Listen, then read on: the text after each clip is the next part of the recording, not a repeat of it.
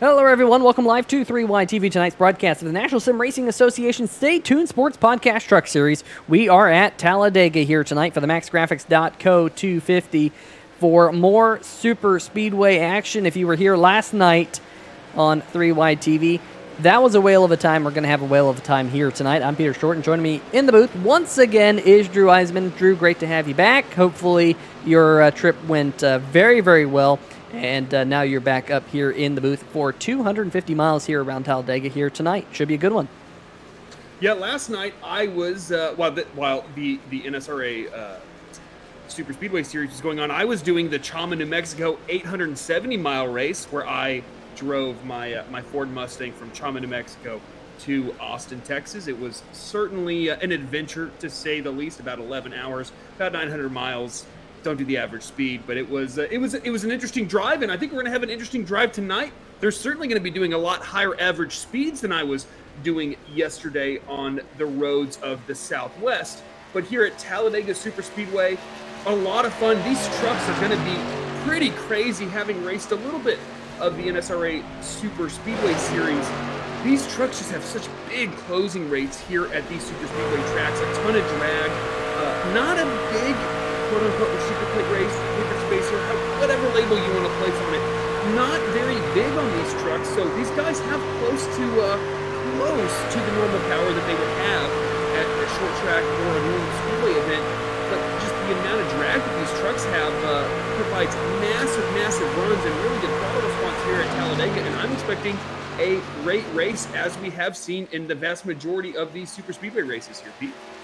Yeah, absolutely. Definitely going to be a whale of a time here tonight as the checkered flag has been thrown here on the practice session. So now we're going to go over into the pole shootout here tonight. Of course, brought to you by our friends over at Craig's Setup Shop. In fact, Craig's Setup Shop sponsoring the pole award each and every week here in the Stay Tuned Sports Podcast Truck Series. As you see, a different #1 machine going out there onto the racetrack here tonight. That is not Jason Gracias, last week's runner at Atlanta Motor Speedway. That is Evan Burke in the #1 machine here tonight. So, Drew, that's going to be one that is going to be tripping us up all night long. There you see Evan coming up onto the racetrack, subbing this week for Jason Gracias. We heard last week that he wasn't going to be here, and definitely going to be a lot of fun to see what Evan Burke can do here tonight in the Sim Shots #1 machine. But as you can see, the green flag has been thrown here for the Craig Setup Shop pole shootout. Big shout out to Craig Setup Shop. Make sure you check them out, craigsetupshop.co.uk, for all of your custom iRacing setup needs. But I'll tell you what, Drew, it's going to be a long race here tonight, 260 miles if you actually do the math here in the MaxGrafix.co 250. And, if we see anything like what we saw last night, it is going to be one action-packed night here on 3YTV. I mean, and again, this is, just first-hand experience. I think the Super Speedway Series tends to be a little bit looser, right? Guys tend to be a little bit more aggressive in that series just because, you have a faster pair or two. It's not the kind of main series that NSRA puts on versus here in the Stay Tuned Sports Podcast Truck Series, right? This is their bread and butter, the premier series that NSRA puts on. So I think the attitude's going to be a little bit different here tonight at Talladega. But going back to Evan Burke and the #1 truck, now the real life merits of the charter system can be debated. And I think there's some very obvious negatives and whatnot. But I think it's really cool to see the same trucks on track with different drivers rotating in. It kind of reminds me of, the late stages of the Busch series, the early stages of the Xfinity, most of the Xfinity series, where you get kind of guys rotating in and out of the same trucks. Reminds me of the old Phoenix Racing #1 machine, the yellow trucking Dodge, when you'd have a ton of Cup drivers kind of rotate in and out of that thing. It was kind of a cool thing to see where, you'd see the likes of Jamie McMurray, Casey Mears, all sorts of guys rotate in and out of cars.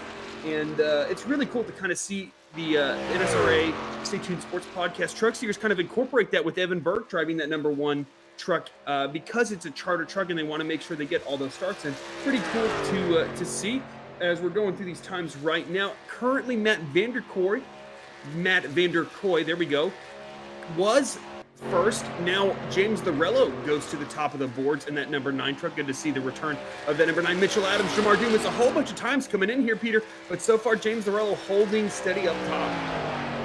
Yeah, that is definitely the case. You see Lorello right now is first. Justin White in the number 2 Simbach Chevy. He's currently second fastest. Third fastest right now is Nicholas Bradley. But as I say that, you're going to have to add one spot to those 3 drivers we just mentioned because there's a new top dog in town, and it is the number 13 of Jordan Shepler right now on the provisional Craig Setup Shop pole position in the number 13 machine. And of course, Drew, if you are lucky enough to pick up that Craig Setup Shop pole award, you do have an opportunity to go for the Buttkicker Challenge. And this is definitely a racetrack where it's going to be difficult to win the Buttkicker Challenge because anyone can win here at Talladega.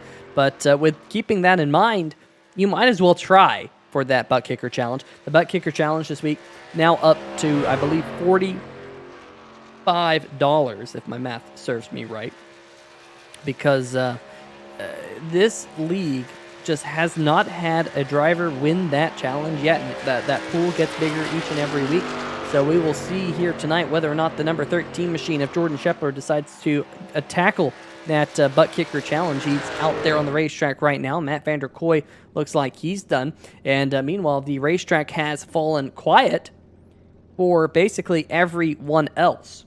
So things kind of just silent out there on the racetrack right now beyond Jordan Shepler, who's finally ground it to a halt on the backstretch. And with that, checkered flag out, and it will be Jordan Shepler picking up your Craig Setup Shop pole award. Congratulations here to the number 13 machine of Jordan Shepler picking up that Craig Setup Shop award here tonight. I think that is Shepler's first of the season. And Drew, qualifying on the pole here at Talladega, it's really just bragging rights. Yeah, I would agree with that. I think, at Daytona, I was certainly expecting the Buttkicker Challenge to be picked up there.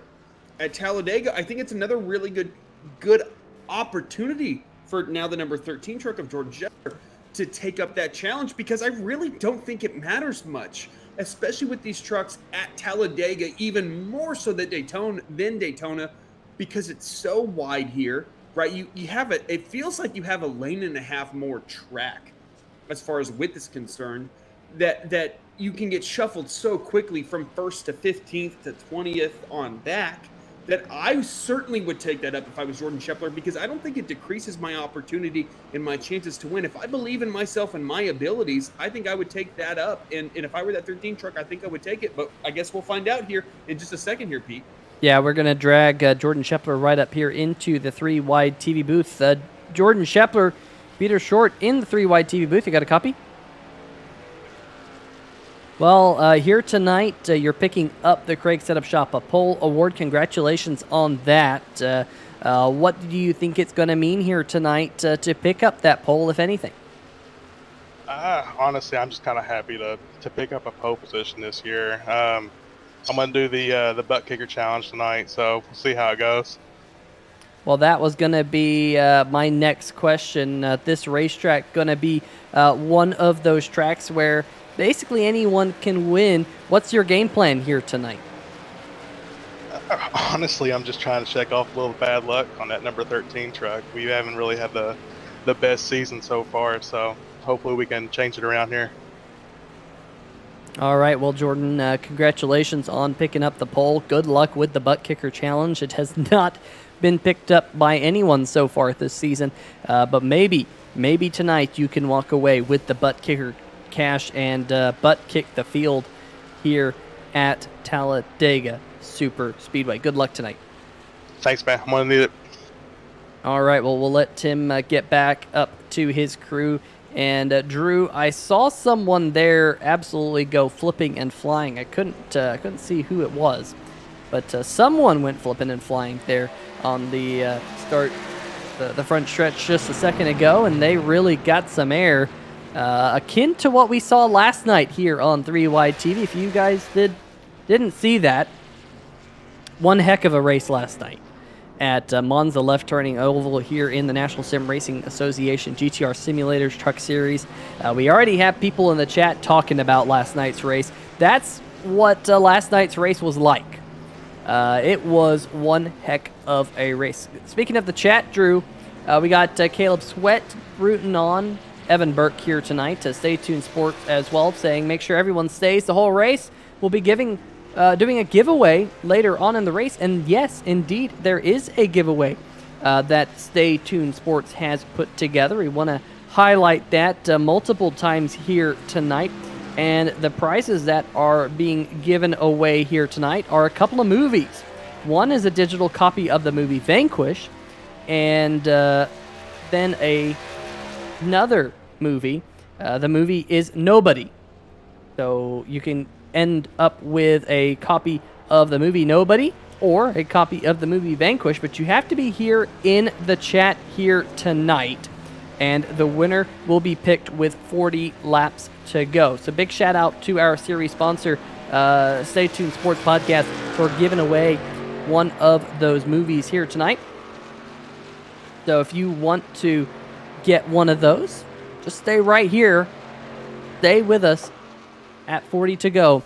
Those prizes will be awarded, or the prize, I should say. So Drew, 26 seconds left, and the number 17 there, Tristan Maher, fastest here in this session, but the number 41 running right back behind him, that's Vincent Valvano. Vinny Valvano, I think he is actually making his debut here tonight.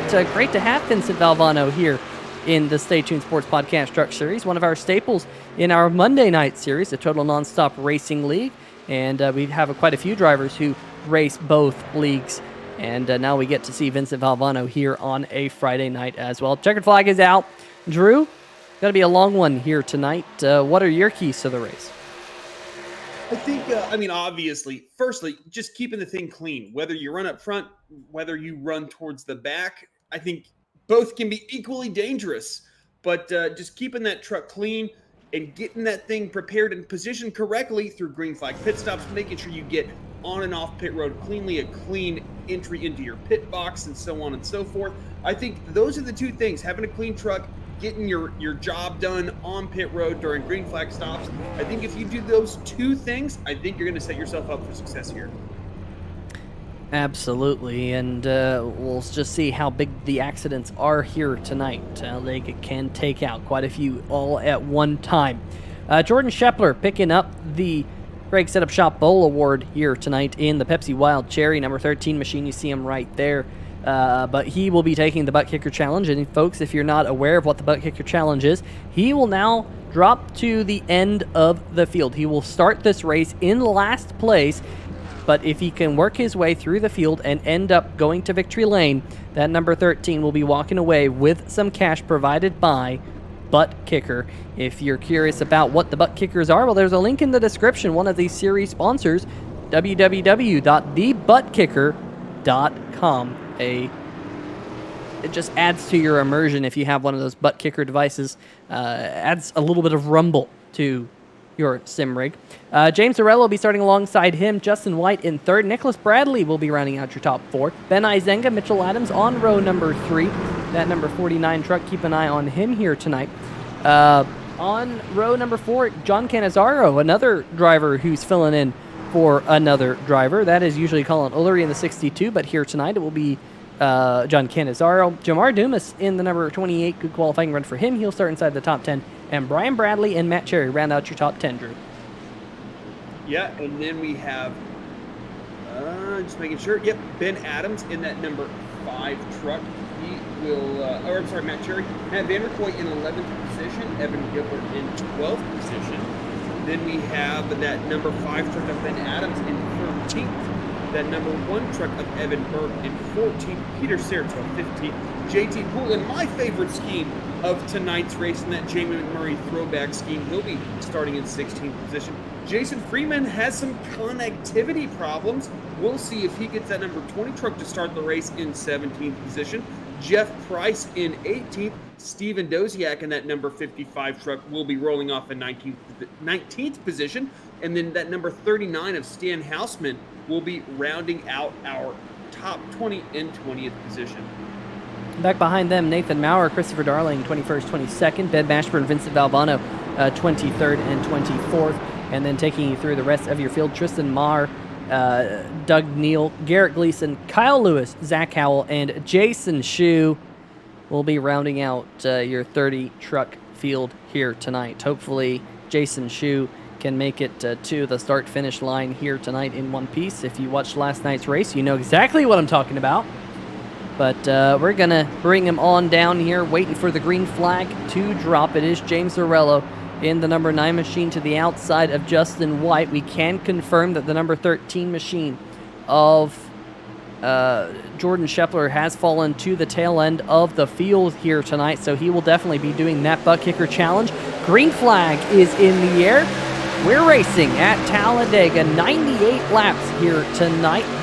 The stage break will happen on lap number 30 for all of you people wondering back at home. As we race off into turn number 1, it is the number 2 machine of Justin White, Ben Izenga, and John Cannizzaro on the bottom side, but already some 3 wide behind them, Drew. Interesting scheme for that number 07 truck of Ben Izenga. The Canadian running about as American of a scheme as you can race. Interesting. Though I gotta say, I mean, as an American myself, obviously, I think it's awesome. But that high lane, it'll be interesting to see. I think at Talladega, that high lane tends to not be quite as strong at Daytona because these corners are a little bit wider. You don't kind of hold the truck down quite as much on that bottom lane. It tends to just be able to breathe better. You don't quite have as much wheel in it, so that bottom lane here running it tends to be better. But what I've really noticed here, Peter, is early on, not a lot of guys are trying to keep up with this main pack right now. As the number 2 through the number 60 truck, as we saw right there in the background, that's basically the guys that are trying to race for this race lead right now. There we go. Great view, folks, right here down the backstretch. A lot of space outside about that number 5 truck. That would, of course, be Ben Adams. That's about 12, 13, 14. We will wait for live timing. It's going to update that. But not a lot of guys trying to keep up with this this main pack. And I think that's a result, quite frankly, here of Daytona, where we saw some pretty large wrecks fairly early on in that race, taking a bunch of guys out. And so I think that these guys are kind of responding to that maybe, as now you have the number 9, and I believe that's number 40 truck on the outside lane challenging for the race lead. Oh, man, that was almost contact there with Nick Bradley right there.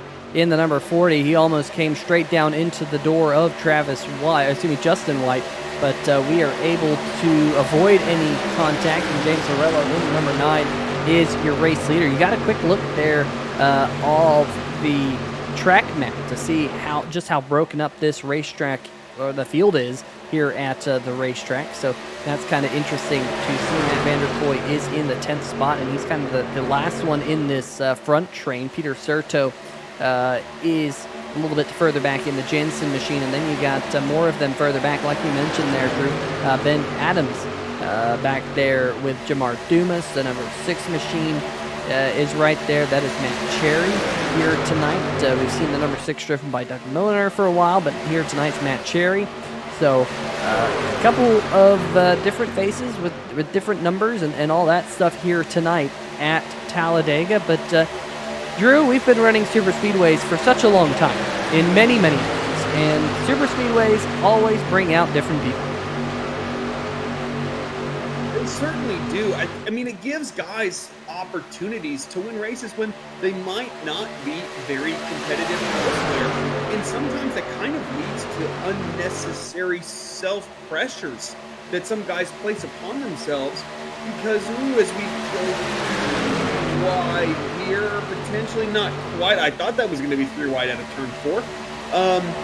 It can lead guys to putting a lot of pressure on themselves to perform all of these tracks because maybe they view this as their opportunity to win versus at other tracks they might not feel as confident or as comfortable racing up front for the race lead, or that they just don't have the chance to, and so they look at these 2 to 3 races a year or a season as their opportunity to get up there and take a victory, where maybe at places like Dover, places like Gateway, like some of the more challenging drivers' tracks, they just view themselves as not quite being up to their competition.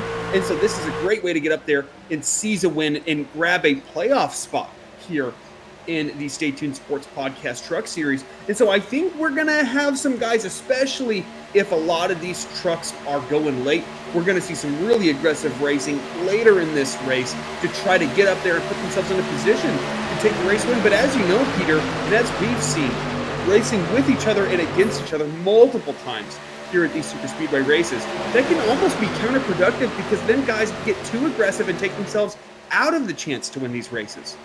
Yeah, you really have to manage that level of aggression. You really do, because your race can go south in a hurry here if you are over aggressive and you make contact with another driver. So at this point of the race, I mean, you're lap 6, 98 laps here tonight, kind of a long one here on 3 Wide TV, just over 250 miles here in the MaxGrafix.co 250. Big shout out to them. There is a link in the description here tonight if you want to get your own iRacing truck or car painted, or maybe some other graphic. MaxGrafix.co, not just iRacing paints. If you have some graphic that you want them to cook up, well, there is a link in the description for them to do so. But yeah, you do not want to get into trouble early. You don't want to cause your own trouble. And we have seen that here on 3 Wide TV multiple times this season. But for right now, your front few kind of dicing it up. Here comes the number 9 machine. That is James Orello, Nick Bradley to his inside in the number 40. And it seems like these two just kind of play musical chairs amongst one another up at the front of the field. The 9 gets ahead, then the 40 gets ahead, and then vice versa. So we just kind of playing it out, trying to give these drivers probably a little bit extra room. But one thing I'm liking, what I'm seeing, Drew, is that second or third group, they're really giving themselves plenty of space out there on the racetrack in case there was an accident to happen. Give them room to kind of check up and stuff, like for example right here with Jamar Dumas and Matt Cherry. Yeah, I mean, it certainly is an option and a viable strategy, but I really have first-hand experience, which, I mean, is anecdotal in its very nature, which is kind of a logical fallacy, but it doesn't help you always, in my opinion. I think that being back there, you're just as likely to get into a wreck as you are up front. These guys are doing a really good job of giving each other space and time, right? Space equals time. And the more space you have, the more time you have to react to situations developing in front of you. It's when you're in that second pack, 30 seconds behind the race lead, when you're still racing side by side, that if a wreck happens, you have nowhere to go. Or if guys are being too aggressive racing each other, then you just don't have anywhere to go. JT Poole there in that number 26 truck, and the guys around him, that number 24, 11 of Chris Darling. I believe that's the 8 truck. And can't quite make up that the number 20 truck right there. All pretty far behind here, Peter, and they're doing a good job. They're being fairly cordial, but being behind the race leader this far back doesn't guarantee you staying out of trouble. Sometimes, because you're that far back, you push each other a little too hard and you create trouble.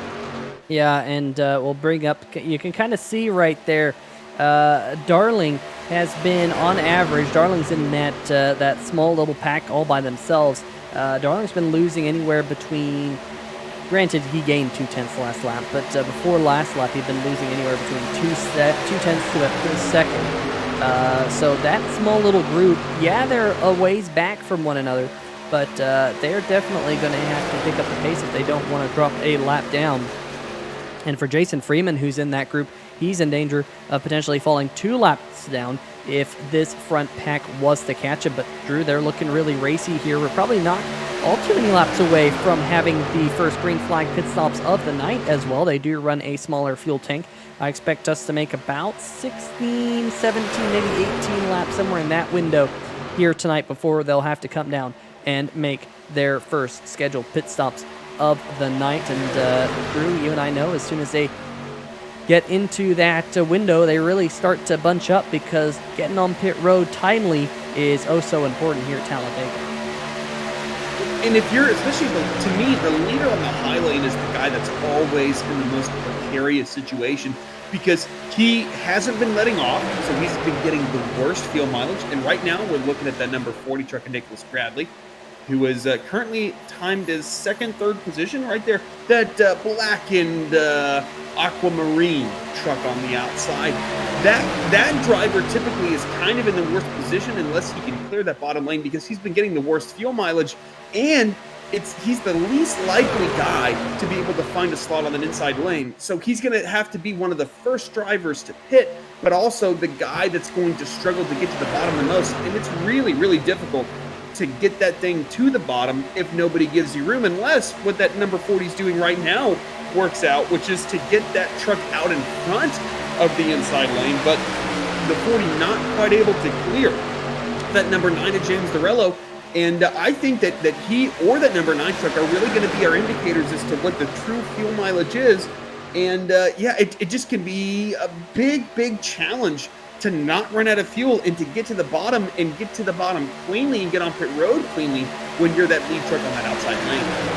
Yep, that is definitely the case. Now, these drivers probably just have to bide their times and wait it out for that first pit stop here tonight.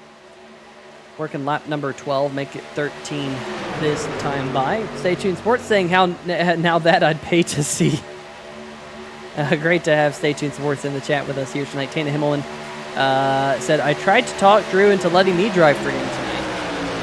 And that's what I think Stay Tuned Sports was in reference to. Tana, you have to get out there. You know, there are weeks, Tana, where Ben is not driving or Andrew's not driving. Let's get you behind the wheel of one of these things. Maybe we can put together a better half dash. I know that, Chris Darling, he's married. I'm sure his wife would love to get behind the wheels of one of these trucks. Why don't you get behind the wheels of one of these trucks? And I know there's other people in the chat who are married. So why don't you guys put together a better half dash, and we'll put it all together. We'll broadcast it here on 3Y TV free of charge. How about that? That would be one heck of a race, and I'd love to see it. So, yeah, Tana Himmelman agreed. Yes, we need a better half race one night. And, of course, there was a better half dash the other night on iRacing where a couple of the real NASCAR drivers and such, they got their better halves to do an iRacing race and had quite a few people in that. So, might be something to think about. We'll see. We'll see if it happens or not. I hope it does. Folks, thanks for the comments in the chat. I think we hopefully fiddled around with the audio to get the levels where they ought to be. But it is definitely going to be a fun one here tonight as we are closing in on the first round of pit stops here tonight. We're going to be working lap number 15 here in just a second. Nicholas Bradley up there. James Dorello, Justin White, and right behind Justin White is the number 19 machine. That is, of course, driven by the Evan Gilbert, the one and only Evan Gilbert. Seems like he has had some run luck in that number 19 truck over the many times we've seen him on the super speedway races. So hopefully he can shake that off here tonight, Drew. But so far, we're kind of 2x2x2, pretty much all the way through this front pack, all the way back to the Canadian of Ben Izenga, who's down there in 13th, the Camping World Chevrolet. But it seemed like they cooled off a little bit. They calmed down. They were really racy there for a little bit. And here we go. Finally, looks like we're going to have the first few trucks come down pit road. That's James Dorello. That's way too fast. It looked like he was way too fast. I cannot confirm or deny there, Drew. But whether or not he got a speeding penalty, we'll just have to wait and see. But that looked a bit suspicious to me. Certainly, he maximized his entry onto the pit lane. If he was not speeding, which we will find out in due time for that number 9 truck. But I think he nailed it. I don't think that was speeding whatsoever.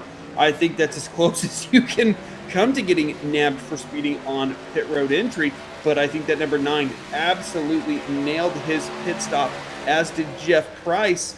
One driver who didn't, I think, was Ben Izenga in that number 07 truck, which we were just taking a quick look at. That 07 truck still in his pit box. That screams penalty to me. As the number 13 truck, the number 40, number 62, 49, a bunch of drivers on pit road here. 3 wide, in fact, coming onto pit road. And can these guys get cleanly into their pit box? It didn't seem to be nearly as aggressive as the number 9 or the 07 truck, but time will tell as these guys enter their pit box. Yeah, and definitely getting word that it was pit road speeding penalties for several of the trucks that we saw there. Matt Vander Kooi, I believe, also getting nabbed with Ben Izenga. So it's tough to get these trucks slowed down. You're going 180 miles an hour, and then you have to get them all woed up. Here we go. Let's watch Justin White. We believe he'll be coming down pit road. Watch the speed, 178 miles an hour, down to, oh, contact. And, oh, no, the 55 is Steven Doziak. And here we go. The first accident of the night. Evan Gilbert involved. Looks like that is Garrett Gleason involved. And it has gone from 180 down to 0. My, getting on pit road here is not easy, and we saw it right there, Drew. We're going to have to go back and figure out what all happened to bring out the first caution flag of the night. Yeah, I am trying to figure that out as well. I'm assuming it has to do with pit entry and just not quite guys being in sync. Yeah, it looks like the 19 just a little bit more aggressive than the truck in front of him, the 2. And then with the 55, oh my goodness, the 55 just slammed into the back of the 2. And now you have the 2 just out of control. The 17, Tristan Maher does a great job of avoiding that. But the 2 is just essentially wheel hopping, right? He was full on the brakes, shifting down aggressively. He's out of control. And here he comes across the outside wall, down across the nose of the 19, the 00 with nowhere to go. And there's your first caution, folks. I feel not proud of myself because I never wish misfortune to these drivers in this race, but this is one of those critical moments, is getting onto pit road cleanly. It can go wrong so quickly, and then once you've made a small mistake coming onto pit road relative to the cars around you, the trucks around you, it just compounds itself because you can't slow down quicker than the maximum rate in which these trucks will slow down. And I think that that's exactly what we saw here with the 19, that number 2 truck, and the number 55, and the other trucks involved as well, is that once these things happen, there's just no real way to avoid it other than probably running into the guy in front of you. And that was definitely the case right there. I'm curious to know if there was actually any contact between Evan Gilbert. Let's see if we can get a good look. Let's see if we can get a good look here.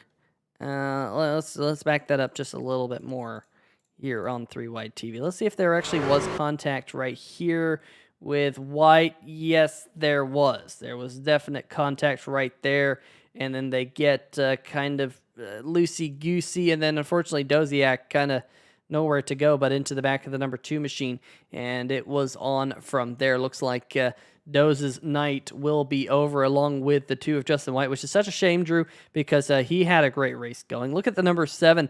That is Garrett Gleason going through the grass right there. He might have got a little bit of help out back because the Master Millwright sign there on the rear spoiler is a little crinkled in as well. So it's definitely not exactly the best situation. Let's see if we can see what happened here. Oh, yeah, definitely help from the 00 machine of Jason Shue to put Garrett Gleason into the grass. Hopefully Gleason can get that damage fixed in his SimShots number 7 machine. But Drew, caution flag for the first time here tonight. Yeah, I think luckily for Garrett and that number 7 truck, there's no simulated grass here in iRacing. I think if that was real grass in the way that it interacts with the splitters, that I think that number 7 truck would be done for the night. But I think that he has some rear end damage, but I don't think it's anything that will at least keep him from going on in this race. But back up front, because this was in the middle of pit stops, a little bit of shakeup here as Matt Cherry, and now the number 6 truck. I believe he was the 38. Am I mistaken in believing that, Peter, that he was the number 38 prior to my departure of the great state of Texas? Now in the number 6 truck, but I imagine quite a few guys will be rotating in and off of pit road here, but I'm not seeing many takers right now. But yeah, a bit of a shakeup. A lot of guys that weren't running up front are now running up front, and a lot of the guys that were kind of laying back were involved in that wreck here, Peter. Like we said, there's no real safe spot here at Talladega. Now, getting to pit road is definitely one of the least safe spots as well. Looks like your top 3, Matt Cherry, Nathan Maurer, Doug Neal, all pitted on lap number 17.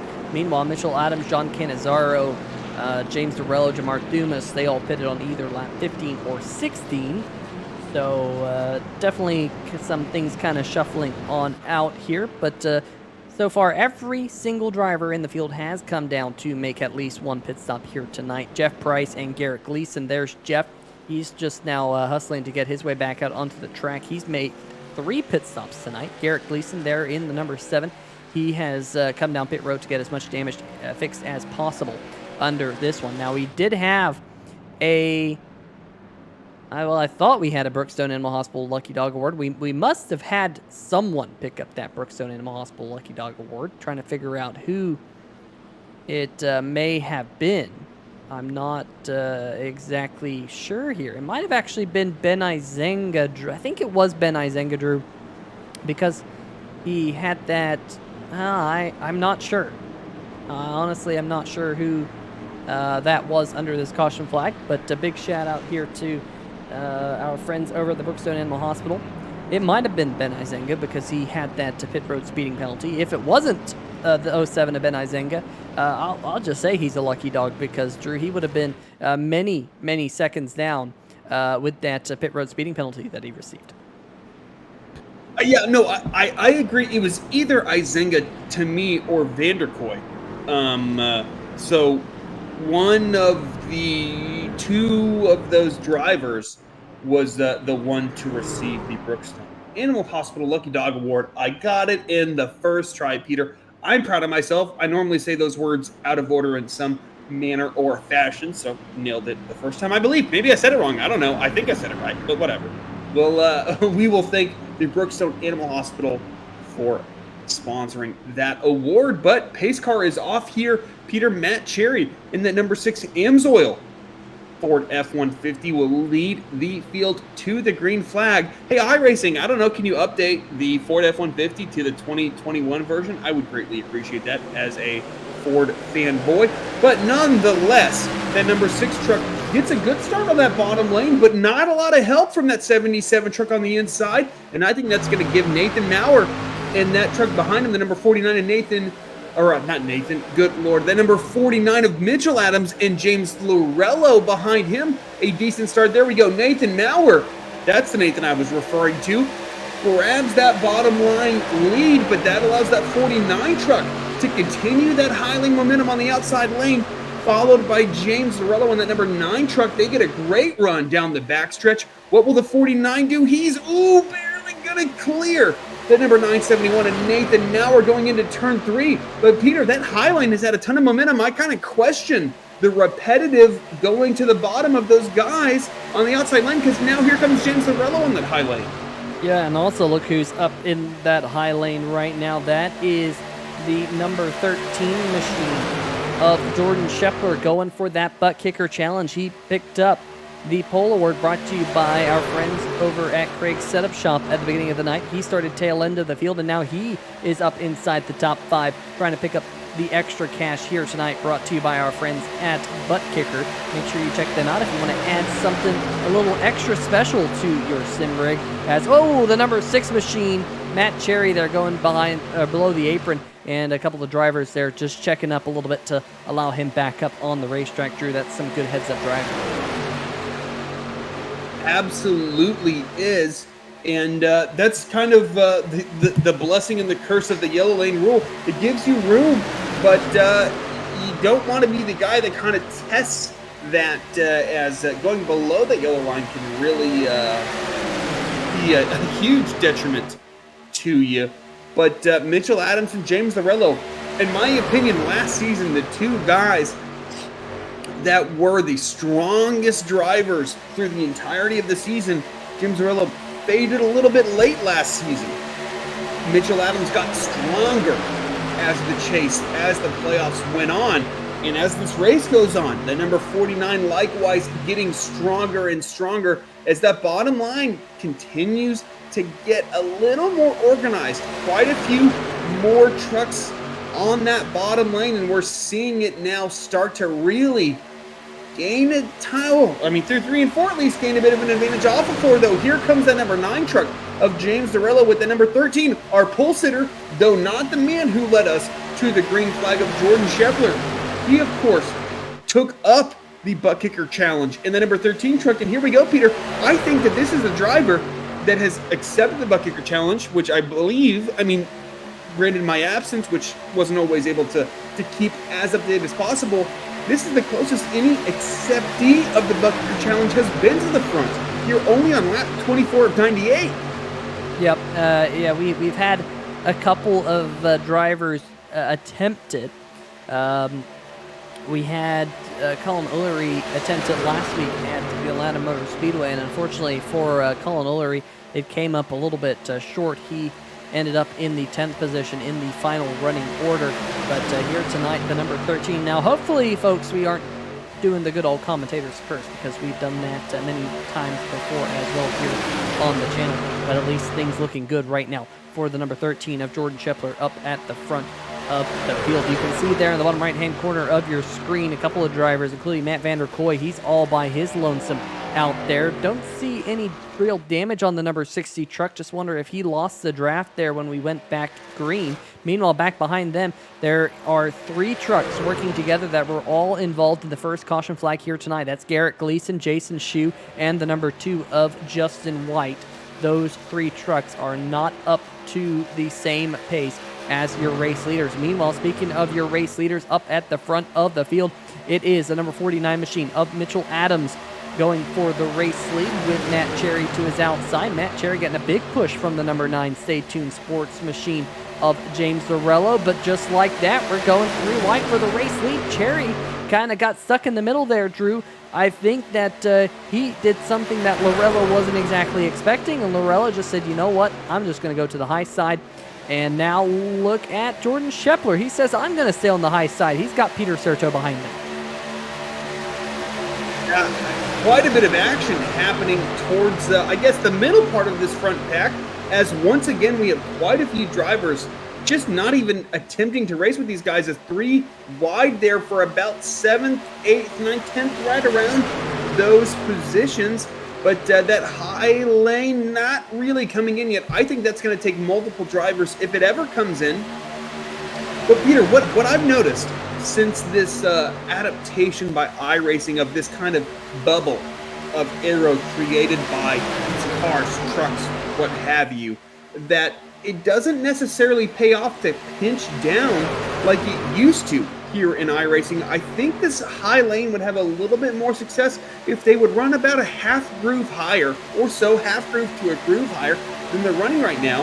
Now, I know that there have been some tweaks in this last update. I got to be honest, folks. Again, I just got in from Colorado and New Mexico today, so I haven't had a chance to test the new updates to the Superspeedway package, but I know pre-Season 3 build of 2021, you wanted to honestly give a little bit of room to that bottom lane, and that would allow that high lane to really gain that advantage of having a little bit less wheel to the corners and letting that engine really spool up from center off, and then you would kind of really propel down the straightaways. But I'm really seeing that high lane here, Peter, kind of pinching that bottom lane down, and and maybe that's changed. Again, I'm fully open to that possibility, but I would like to see those guys on high lane experiment a little bit more with the possibility of, maybe we need to run a little bit higher, maybe we need to run against the wall, and see how that affects these trucks and their momentum, because I'm just not really seeing that high lane get enough momentum to really compete with that bottom lane right now. Yeah, that is definitely the case. I mean, I gotta say that the High Line at least it seems to be, holding its own, and we're able to get some good side-by-side racing up at the front. As you see, the 971 and Maurer get to the outside of the number 9 machine of James Zarello. Do want to say that there was some issues on that pit stop. I mean, we saw that bring out the caution, but Evan Gilbert claiming that everyone was spamming out that they were coming to pit road, so he couldn't tell who was coming to pit road. If everyone says they come to pit road, Drew, kind of hard to differentiate from, who is who, and just kind of got caught out by the fact that the number 2 machine was headed down pit road that time as well. So that is what is believed to have caused that collision. So not really like real life where you can kind of throw your hand up and start waving for the person behind to know. But unfortunately, that was the cause of the first caution. Now you see the number, no, up in the front of the field, James Zarello, the number 9 machine, goes around, and we got the big one. We got the big one here at Talladega, and my goodness, someone just got launched up into the Space Force. That, I believe, is Christopher Darling, and it was indeed Chris Darling getting launched up and over. Drew, it all happened right where you don't want to have an accident, right at the very top of the field. It certainly did. Oh my goodness, sorry, I am not synced up with this, but I will do my best to be, as now we are riding on board with the number 9 of James Zarello, and this is the truck that kind of got spun in front of the field. And what I think we're going to see right here, there we go, that number 6 truck just turns that number 9 right there. And then there's nothing that James Zarello can do at this point, and I think he honestly gets away with it about as well as he can. What the real drama is right there. Peter Certo, the number 62 of John Cannizzaro, the number 11 truck right here. And I think we're going to see the number 11 contact the outside wall right here. And there he goes, folks. He is in low Earth orbit after this with a very, very rapid re-entry, as you will quickly see in the background. There he goes, the number 11 of Chris Darling back to Earth right there. But both he and Peter Certo went for a wild ride there, Peter. Yeah, that is definitely the case. Let's see if we can go on board here with Ben Mashburn. There you see the number 11, the Taz Racing Customs machine of Chris Darling right in front of him. And watch this just close up very quickly. And whoa, Mashburn. What a fantastic move by the Bet Angles number 24 machine. I would not have bet on the 24 of Mashburn sneaking through that in the position he was in when it all went down. But wow, fantastic wreck avoidance there by Ben Mashburn. Let's get another look. Let's watch what happened here to Mitchell Adams. There's the contact, and oh man, Jordan Scheffler, the number 13 machine, going for the Buttkicker Challenge. The Buttkicker Challenge will live another race here, folks, because unfortunately it looks like Scheffler got a pretty hefty chunk of that one as well. You see a couple of trucks there laying back. Drew, big one striking here at Dega. And that's how quickly it can happen here at Talladega. Everything's fine. You see that 11 really cutting through the field, and then the 9 gets turned, and there's just everyone else is just trying to make sure they make the right decision. But you don't know when this wreck's happening is, oh no, our 13 truck, our XFD of that good old Buttkicker Challenge is very unlikely, in my opinion, at this point, to win this thing. But you're just hoping that you're kind of picking a spot, and oh my goodness, the 11 saw a truck fly over him, and then he promptly followed suit and launched himself through the outside wall. Good old iRacing glitches, they're just the best. Hey folks, it's a simulator, not a game. Just ignore the bits that do this. Right? Because I've never seen a truck do that in real life, and if they have, I would feel free to correct me, folks. But it's just you're just kind of pointing, and you're pointing that truck whenever you see smoke happen, and you're just kind of hoping it works out. You can do some stuff to try to avoid trucks that are spinning in front of you, but ultimately you can't really see what's causing the wreck and where those trucks are going. And Peter, sometimes the most impressive crash avoidances that you see are just kind of luck, and guys just pointing the truck the right way and then being able to avoid stuff versus the guys that don't quite point it in the right direction and get caught up. But that's what wins races here at Talladega, and what loses races is guys that just kind of get lucky when those wrecks happen out in front of the field.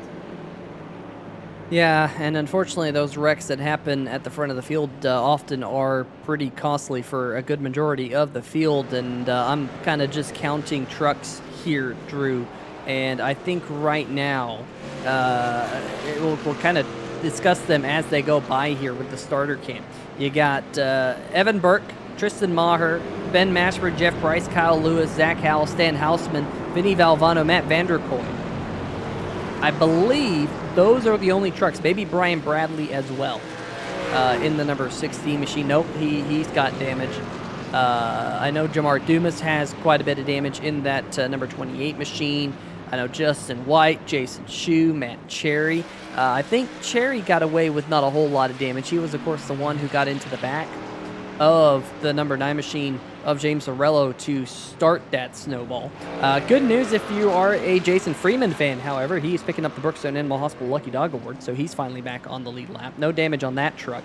But I think we are probably down to maybe a dozen, plus or minus 2 or 3 trucks without some form of damage here tonight. Nathan Maurer, he's got quite a bit of damage. There's John Canizaro, he's got damage. Doug Neal, pretty banged up. JT Poole, I think he was involved in the first accident here tonight. James Arello, we saw him go around. There's Mitchell Adams in the 49. He's all banged up. Jordan Shepler, tonight's Buttkicker Challenge driver, appears to have pulled off the racetrack, and it looks like it will be night done. So, Drew, maybe a dozen or so trucks left without damage here as we are still in the first half of the MaxGrafix.co 250. Yeah, it's certainly early in this race, in the first 1/3, to be having these types of problems. But this is super speedway racing, and sometimes when these wrecks happen early, if you can avoid them, you really set yourself up for success later on. Like this number 1, the number 17 truck, and every time I see that 17 of Tristan Maher, I think of the Roval and just what could have been. But I think Evan Burke, again, we talked about that number 1, having a different driver in it this week in Evan Burke, Ben Mashburn, Jeff Price, Kyle Lewis, guys that haven't always run up front. Ben Mashburn and Jeff Price certainly have had good runs, but when guys around you have misfortune, it gives you opportunity. And that number 1 truck leading the field to the green flag, trying to seize the opportunity as the green flag waves here. And a good restart for that number 1 with the 24 right behind him. The 17 got a good restart, but that outside lane and the number 14 truck of Jeff Price, not quite as good of a restart. And now we're seeing the 17 duck low. And now, Peter, that 14 truck alone and probably pretty afraid on that high lane right now. Yep, gonna be dropping back as well, all by his lonesome up there. We look out back of your race leader, Evan Burke, filling in this week for Jason Gracias in that number 1 machine, trying to go back-to-back win that number 1 truck. Of course, got the win last week at the Atlanta Motor Speedway in the race that we had there at Hotlanta. It was the Simbox Button Box 240. Took me a while to remember 7 days ago. Meanwhile, Ben Mashburn there, who had Drew one of the best wreck avoidances I've seen in quite some time in that number 24 truck. He's now reaping the rewards of that in the 2nd position. What can he do? He's had a couple of good runs here as of late here on the channel. I think it was at the Roval, I think, where Ben Mashburn walked away with a podium, if memory serves me correctly. Yes, he picked up a 3rd place at the Roval a couple of weeks ago. And so Ben Mashburn's going to be one of those drivers that we got to keep our eyes on here tonight at Talladega, but we still have a long way here left to go. If you're wondering how many drivers are still kind of in this lead train, well, there's more than I expected. They got some pretty heavily damaged trucks towards the back of the pack, but they are kind of sticking with the front few as we ride on board here with one of those pretty heavily damaged trucks. It is the number 77 of Doug Neal, right behind the number 2 of Justin White. So I'm just wondering, Drew, maybe some of these trucks got all their damage repaired and they're just not that bad. They're a little bit better definitely than I expected them to. Yeah, currently, I think in iRacing, as long as those front fenders and hood area are clean, you typically tend to be okay, especially here at the super speedways. If you have a loose setup, say at Atlanta, something like that, that rear damage can really exacerbate the problems that, especially on a fixed setup, that you experience. On an open set, you can maybe try to adjust around it, certainly not on the fixed setups. But one thing that I'm noticing here, Peter, is and maybe not noticing right now, but certainly in general, the visual damage in iRacing does not necessarily match up to the actual pace deficit that you will experience in the simulation. You could have a truck that looks destroyed in the sim and be relatively okay, versus a truck that doesn't look too bad at all, that has quite a bit of pace deficit relative to the trucks around it. And I think that that's probably what's leading to our current trend of single file, although we're seeing the number 9 truck, that number 28 of Jamar Dumas, and I believe that's Nathan Nauer on that high line, trying to make that work. But I think until these guys kind of stratify themselves relative to their pace, I think it's going to be a struggle to make those multiple grooves work, as now the 24, the 17, the 1 truck, they all look pretty content to just kind of work with what they have right now. Yeah, it seems like we're riding a little bit more, probably get to the halfway mark. There's the number 9 machine, James Torello. He kind of got spun around, Drew, and that's what all led to the second caution flag of the night. He's sticking with the pack as well in the number 9 Silent Syndicate machine, so he's not out of the picture just yet. Keeping my eyes on the scoring pylon for Jordan Scheffler, his night is definitely done. So we will see the Buttkicker Challenge roll on another week. It will go to Richmond next week, June 18th. There'll be 200 laps around Richmond International Raceway. That is going to be an interesting race right here on 3Wide TV. Driver on pit road is the number 40 of Nicholas Bradley. Looks like he will just be pulling it in here. And just like that, poof. It is a night done for the number 40 machine. But up at the front, it is Evan Burke, Ben Mashburn, Tristan Maher. Those three just kind of sticking together here, like we said, Drew. Then Kyle Lewis, Zach Howell back behind him. And, of course, Zach is filling in here tonight. Another one of those fill-in drivers. Filling in for Andrew Himmelman. Himmelman not in the number 8 Sim Shots machine here tonight. So Zach Howell is out there in that number 8 Sim Shots Chevrolet Silverado here tonight. And doing a good job right now inside the top 5. Has picked up 24 positions from where that number 8 machine's gridded here tonight. In fact, ironically, Kyle Lewis and Zach Howell, they started in the 28th and 29th positions, and they're running together out there on the racetrack. As you see, Mitchell Adams, unfortunately, go one lap down there. He is well off the pace with all the damage on the number 49 here tonight. Just going to have a really long night, Drew, for Mitchell Adams here tonight, unfortunately. Yeah, it's one of those situations that can not be a whole lot of fun to be in when you're a driver involved in a wreck in the first third of the race, right, folks? Because we are closing in on halfway, about lap 49 will determine the halfway mark. So we're about 10 laps away at this point. But that number 49 truck, certainly not used to kind of being a guy off pace, as I believe that 9 truck of James Thorello, although he's doing pretty well in that high lane, but we saw him thoroughly involved in that incident. It'll be interesting to see as this race goes on if that number 9 will be able to stay up there. But as far as Mitchell Adams is concerned, this is not going to be a situation that's really familiar to the number 49 truck.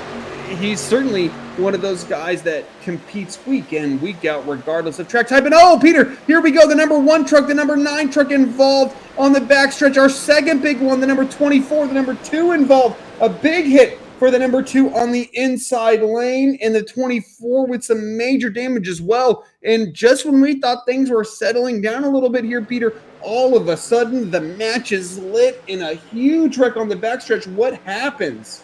Yeah, it looks like the number 1 machine of Burke. He was going to try and come up to block the run, but he went up a little bit too late. and unfortunately the number 1 machine and the number 9 made contact, and it was on back behind them. Let's see what happened here. There's the Bet Angles number 24 machine of Ben Mashburn. Watch this. There's the block, and the block just came too late. Ben Morello gets a piece of it. Justin White getting a piece of it. There's Brian Bradley gets a piece of it in the number 16 machine. That is one heck of a bad break for the drivers up at the front of the field.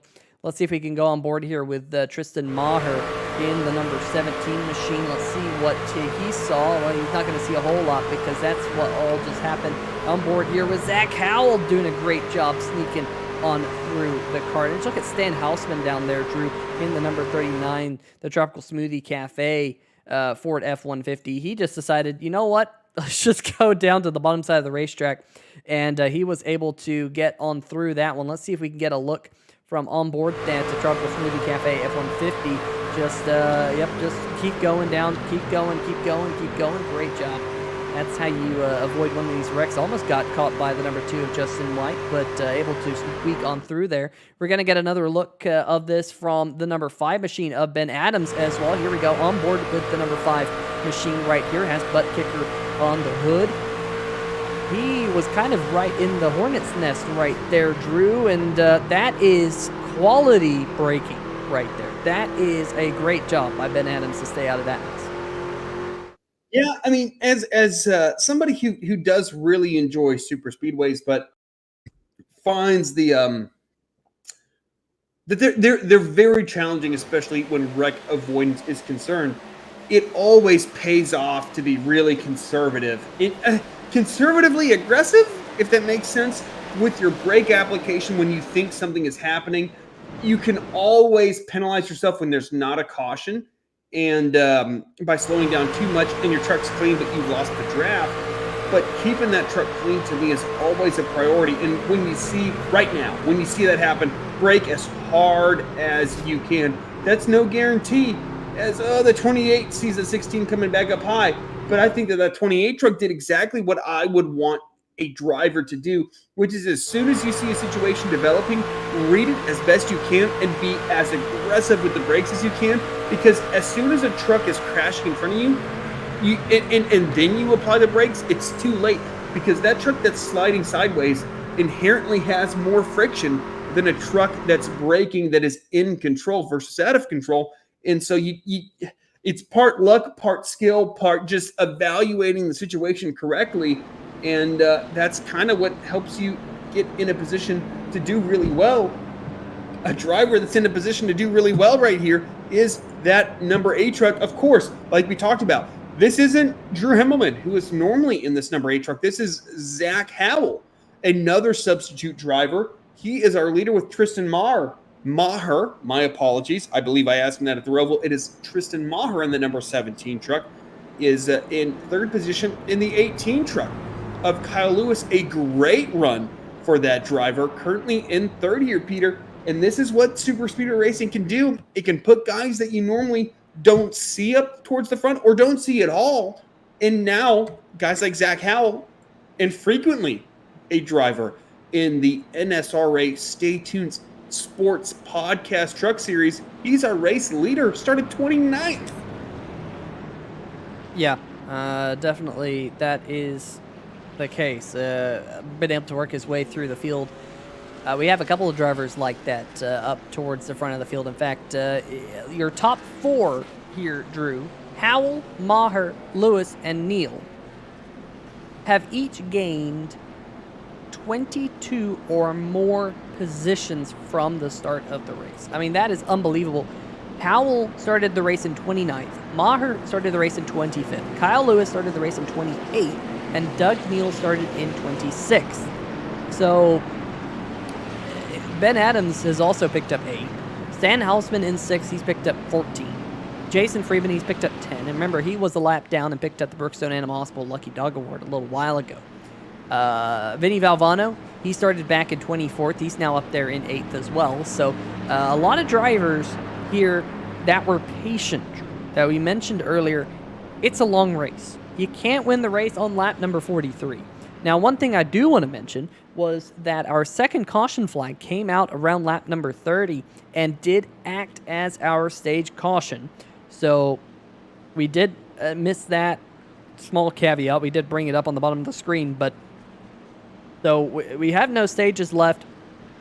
You obviously can't win the race on lap number 43. So the drivers who were patient early in the going have avoided these big accidents, and now they have an opportunity to walk away with a great finish here tonight at Talladega in the MaxGrafix.co 250. Make sure you check out the link in the description here tonight. And also, we're coming up, folks. Share the link right now with everyone that you know. Spam it on Facebook, spam it on Twitter, because we're going to have a giveaway happening here in just a few laps. And the giveaway is brought to you by our series sponsor, Stay Tuned Sports Podcast. And that giveaway is going to be a digital copy of the movie Vanquish or the movie Nobody to a random person in the chat.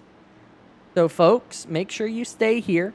Make sure you start spamming, hey, I'm here, I'm alive, because that giveaway is going to happen. So if you're just watching right now, get on your phone, get in the chat, make yourself heard, make yourself here, so you have an opportunity to walk away with one of the prizes here tonight, brought to you by our friends over at Stay Tuned Sports Podcast.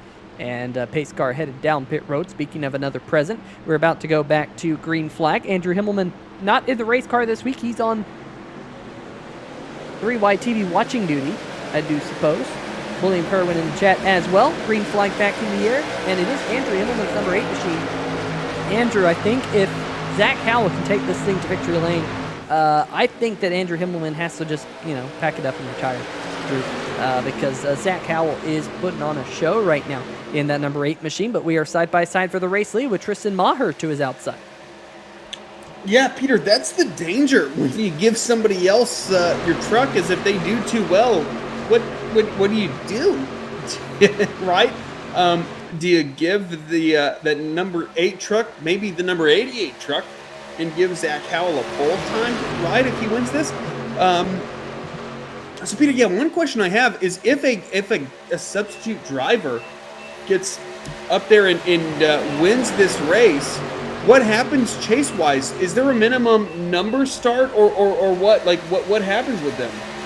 Yeah, I believe there is a minimum number. Now, I'd have to defer to a league official, someone who knows the league rulebook better than the back of their hand, but I do believe that there is Christopher Darling in the chat saying it's not driver points that gets them into the chase.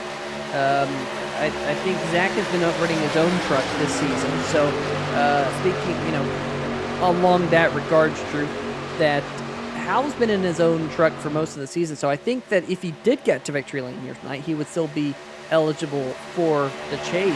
And of course, we do have had quite a few different winners in the first 9 races. In fact, we've had 7 winners in the first 9 races. Only Jason Gracias and Mitchell Adams have repeated as winners so far this year. So Gracias, JT Poole, James Orello, Christopher Darling, Andrew Himmelman, and Mitchell Adams are your 7 different winners this season. So taking up most of the chase positions here as we close in on the halfway mark. We'll be halfway in about 3 laps from right now, as Tristan Maher leads Zach Howell in the number 8 machine. Jason Freeman in the number 12. No contact at the front of the field, and we're wrecking again right at the front of the field. The 3rd time here tonight that the front of the field has wrecked, and we are back to caution flag. My, oh my. We were just singing the praises of the number 8 machine, and it all goes away. Let's right on board with the number 8 machine. Tristan Maher right there. A little bit of a bad bump there. Drew just wasn't centered. Gets Jason Freeman in the wall. Matt Vanderkoy gets into it. Ryan Bradley gets into it. Looks like Vincent Valvano was involved in the number 41 machine. There he is. JT Poole slamming on the brakes. But again, up at the front of the field, can you believe it?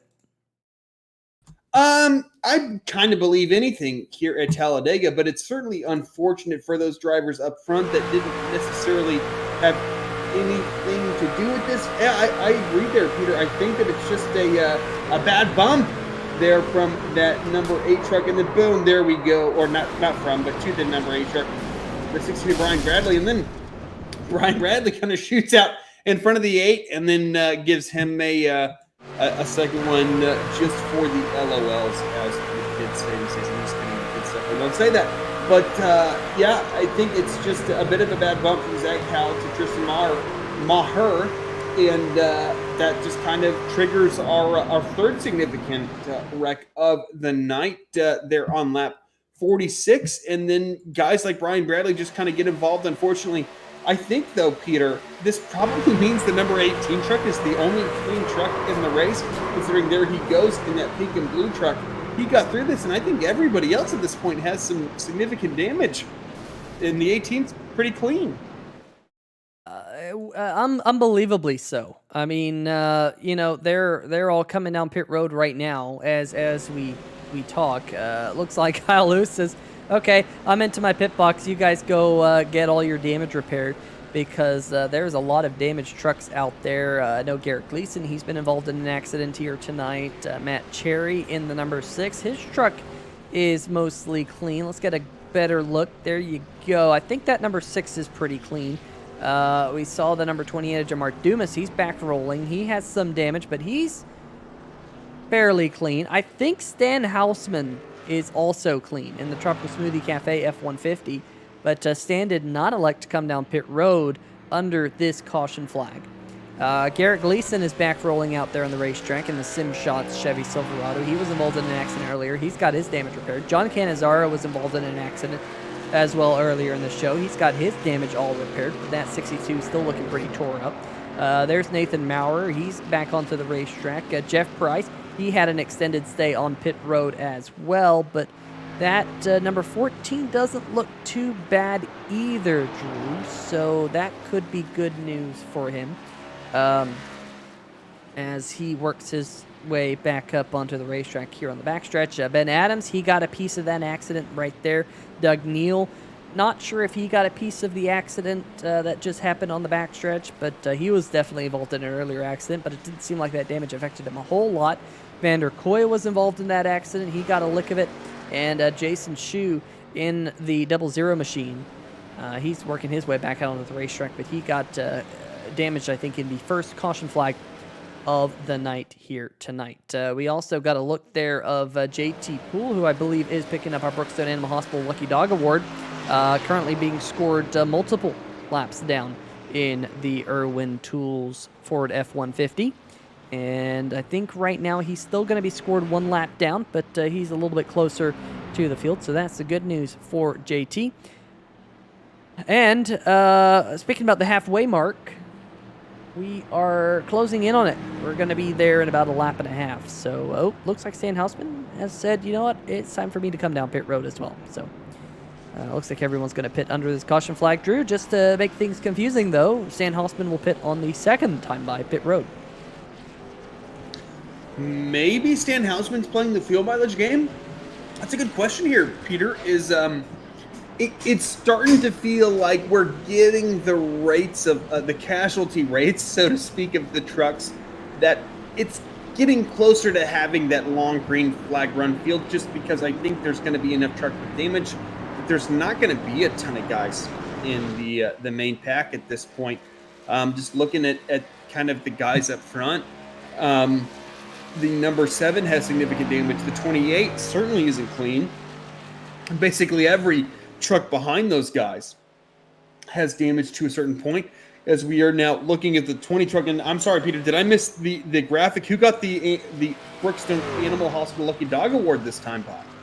I believe it was JT Poole. We did bring up the graphic there just briefly, so I think JT will be one lap down when we go back green flag racing here in just a little bit. I believe he will still be the only car one lap down, because I think everyone else was able to stay on the lead lap. You can see there in the bottom right graphic a couple of trucks trying to hustle their way around to catch up to the iRacing Kiaudai, as I like to call it, because it's a Kia and an Audi and a Hyundai all smashed together, and iRacing made it their own little car, and it's unfortunately an unbranded pace car. Not a big fan of it, but hey, it is what it is, and that's what's pacing the field. And it looks like it will be Kyle Lewis and Jamar Dumas who will be leading us back to green flag here when that pace car pulls down pit road at the halfway mark. The first half of the MaxGrafix.co 250 will be in the books here this time by.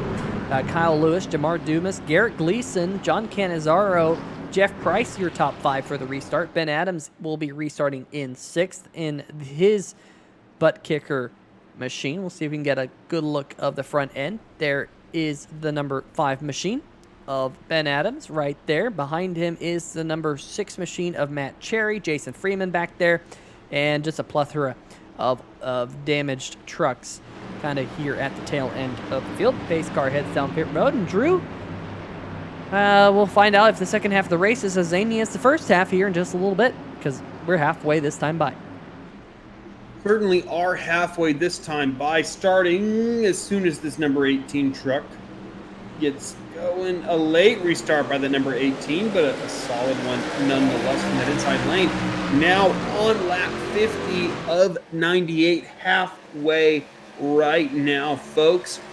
And the question so my line of thinking is, the more cars are involved, the more stratified this field will be, the less likely the big wrecks will occur. But that's not to say that cautions can't occur in 1 or 2 car wrecks as long as that truck stays on the racing surface.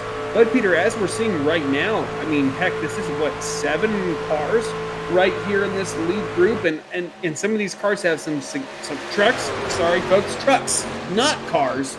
Trucks. These have a bed, albeit have a tonneau cover, but these trucks have some significant damage here.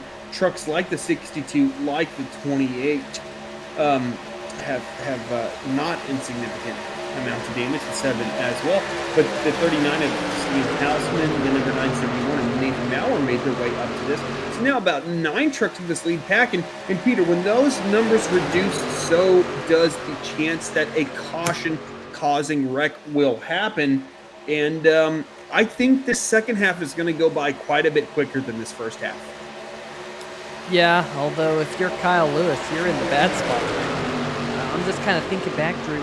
Usually the front at Talladega is where you want to be. But here tonight we saw at the front the very first caution flag. The car or the truck that led them down onto pit road, Justin White, was involved in an accident. The second caution flag of the night was right there up at the front of the field where James Arello got tagged and got sent up spinning. And then we saw the number 1 go up and block, I think, a run from the number 9 machine of James Arello. And it was right at the front of the field, got involved in the accident. And then just a few minutes ago, when we had Evan Burke up at the front of the field and bring out another caution. I mean, it just seems like the front is not the place you want to be here tonight, which is extremely surprising because every single time, excuse me, that was Brian Bradley and Zach Howard under that last, that was involved in that last caution.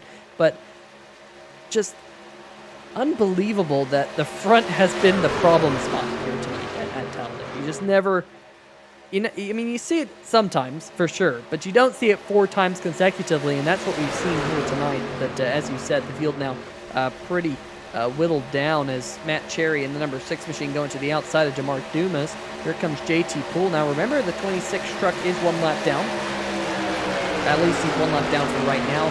Quite a bit of damage on that Ford F-150, and now the field's starting to spread out just a little bit, because I think we're starting to find out, Drew, which of these trucks are damaged just enough that they can't really perform all too well by themselves, and maybe in a small pack. They can perform all right if the trucks in front of them are punching a big hole in the air and they're all kind of racing one another. But some of these trucks definitely, if they were kind of in a smaller group, they're probably not going to perform quite as well as we go single file once again up at the top of the field. Yeah, Peter, up front, these guys are operating fairly cordially as now the number 28 truck. Jamar Dumas making a move on the outside of Kyle Lewis, but no help right here. And the 28 truck relatively clean, but not perfectly so. as the only other truck on that high lane right now is that number 26, a JT Pool, in that awesome McMurray kind of throwback scheme. Of course, being a McMurray fan back in the day myself, certainly approved of that number 26 scheme. But right now in that first pack, we have 11 trucks right there in that first pack, and not all 11 trucks necessarily equal as far as competition is concerned, but I mean, only 14 trucks here on the lead lap here, Peter, when the 20 of Jason Freeman in 14th is 39 seconds behind our race leader right now, with Vander Koy in the number 60, 22 seconds behind our race leader. And those guys are quickly losing ground, as I believe that number 20 is who we are riding on board right now, and no longer is the number 20 on the lead laps. Now that leaves 13 trucks on the lead lap. And Peter, like I kind of brought up before under that previous caution, the fewer trucks up there, the less likely there is to be a caution. And this is starting. You know, I don't believe necessarily in jinxes, but it's certainly starting to feel like one of those races that is going to go green the second half of this race here at Talladega. And we have certainly, both you and I, experienced quite a few of those where early on in these super speedways, you have so many trucks in close proximity that you have a pretty high likelihood of having a significant incident. And as the race goes on and as those attrition rates increase, that becomes less and less likely. Absolutely. Do want to make mention that we are closing in on 40 laps to go, coming up here in just a minute. Stay Tuned Sports graciously donating a digital copy of the movie Vanquish or the movie Nobody, and a random person in the chat will be walking away with that here in just a little bit. We will have the 40 to go in just 3 laps from right now here on 3YTV. How about that? 3 laps here on 3YTV. Anyway, it is JT Poole trying to lead that outside groove with a little bit of help from the number 7 of Garrett Gleason. Gleason there in the Sim Shots Chevy Silverado, trying to give a bump there to JT Poole. Now JT is 1 lap down for everyone at home wondering. He is currently being scored in the 14th position, but if he was to get a caution flag, he would be the recipient of the Brookstone Animal Hospital Lucky Dog Award. He's hoping that we don't go caution free because he wants to get back on the lead lap, and it seems like there's still some fight left in that Irwin Tools F-150.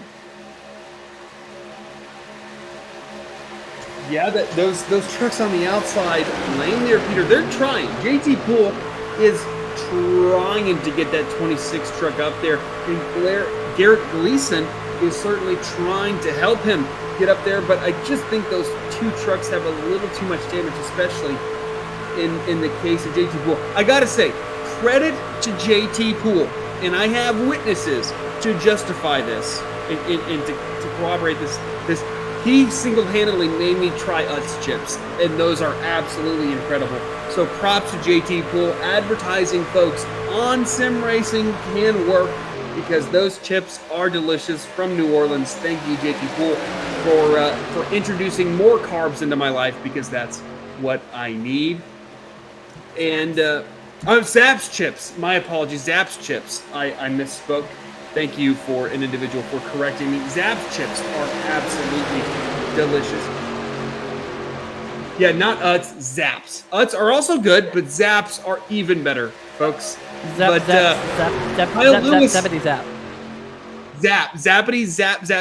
chips, fantastic. Utz also good, but not Zapp's, which is the sponsor of that 26 truck on a regular basis. But Peter, I think what we're seeing right now is kind of what I suspected. There are a lot of trucks up there that are able to compete for this general area, but it looks like the 6 and the 18 are really holding their own as far as runs are concerned. And I think it's going to be a big task for any of those not top 2 trucks to get up there and to compete for this race lead right now. Yeah, and just to make matters more confusing there, Drew, the 26 machine of JT Poole has Utz on the back of the decklid of that bed of the number 26 machine. So now, time for us to do in-race Googling to see if Utz and Zaps are owned by the same people. And indeed they are. So you weren't wrong at all. Utz chips are Zaps chips, and Zaps chips are Utz chips. So they're owned by the same people, so you weren't wrong. How about that? Things you learn something new every day here on 3Y TV. Now, folks, 40 laps to go. I think it's about time for, let's see if our friends in the chat. And the winner is William Kerwin. Continues his winning streak here on 3Y TV. Won last night in the GTR Simulator Super Speedway Series here in the National Sim Racing Association, and now he's going to pick up a copy of a digital copy of either the movie Vanquish or the movie Nobody. So congratulations there, William. You will be able to receive that prize from Stay Tuned Sports and the Stay Tuned Sports podcast. Make sure you check them out. If you're a sports aficionado and no better podcast to listen to during the week, there is a link in the description if you want to check it out here after the race. But we now have just 38 laps to go here at Talladega, and Kyle Lewis racking up the laps led column here tonight in the number 18 truck, as it seems like he's got a little bit of a buffer because the 62 behind him of John Cannizzaro is a pretty heavily damaged race truck there, Drew. Certainly appears to be the case, but like we talked about, Peter, the apparent damage that a truck has in iRacing is not conducive to the pace deficit that truck has with whatever damage it has. And I think that's what we're seeing right now with that number 62 truck, although the 18 seems to be one of the cleaner trucks out there, and I don't think the 6 of Matt Cherry has any damage either. And I think that regardless of the correlation between visual and actual calculated damage that iRacing has, those trucks that are clean, our top 2 trucks, are the ones that are really going to dictate this race, because we saw when that 62 made a move on Matt Cherry, as soon as the 18 picked up that 6 truck, boom, there those guys went, and there was nothing that 62 could do. And now we see that number 28 of Jamar Dumas making a move on the high lane.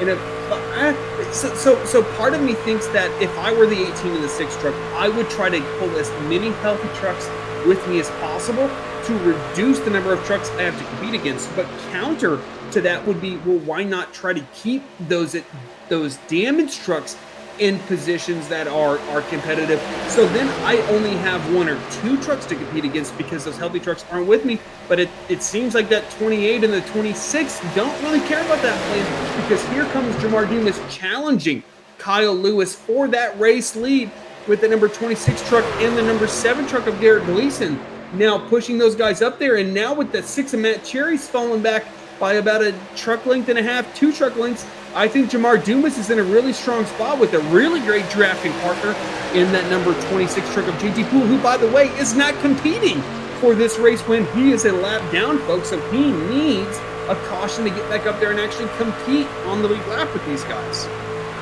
Yep, that number 26 really hoping to see a caution flag here and pick up that Brookstone Animal Hospital Lucky Dog Award here.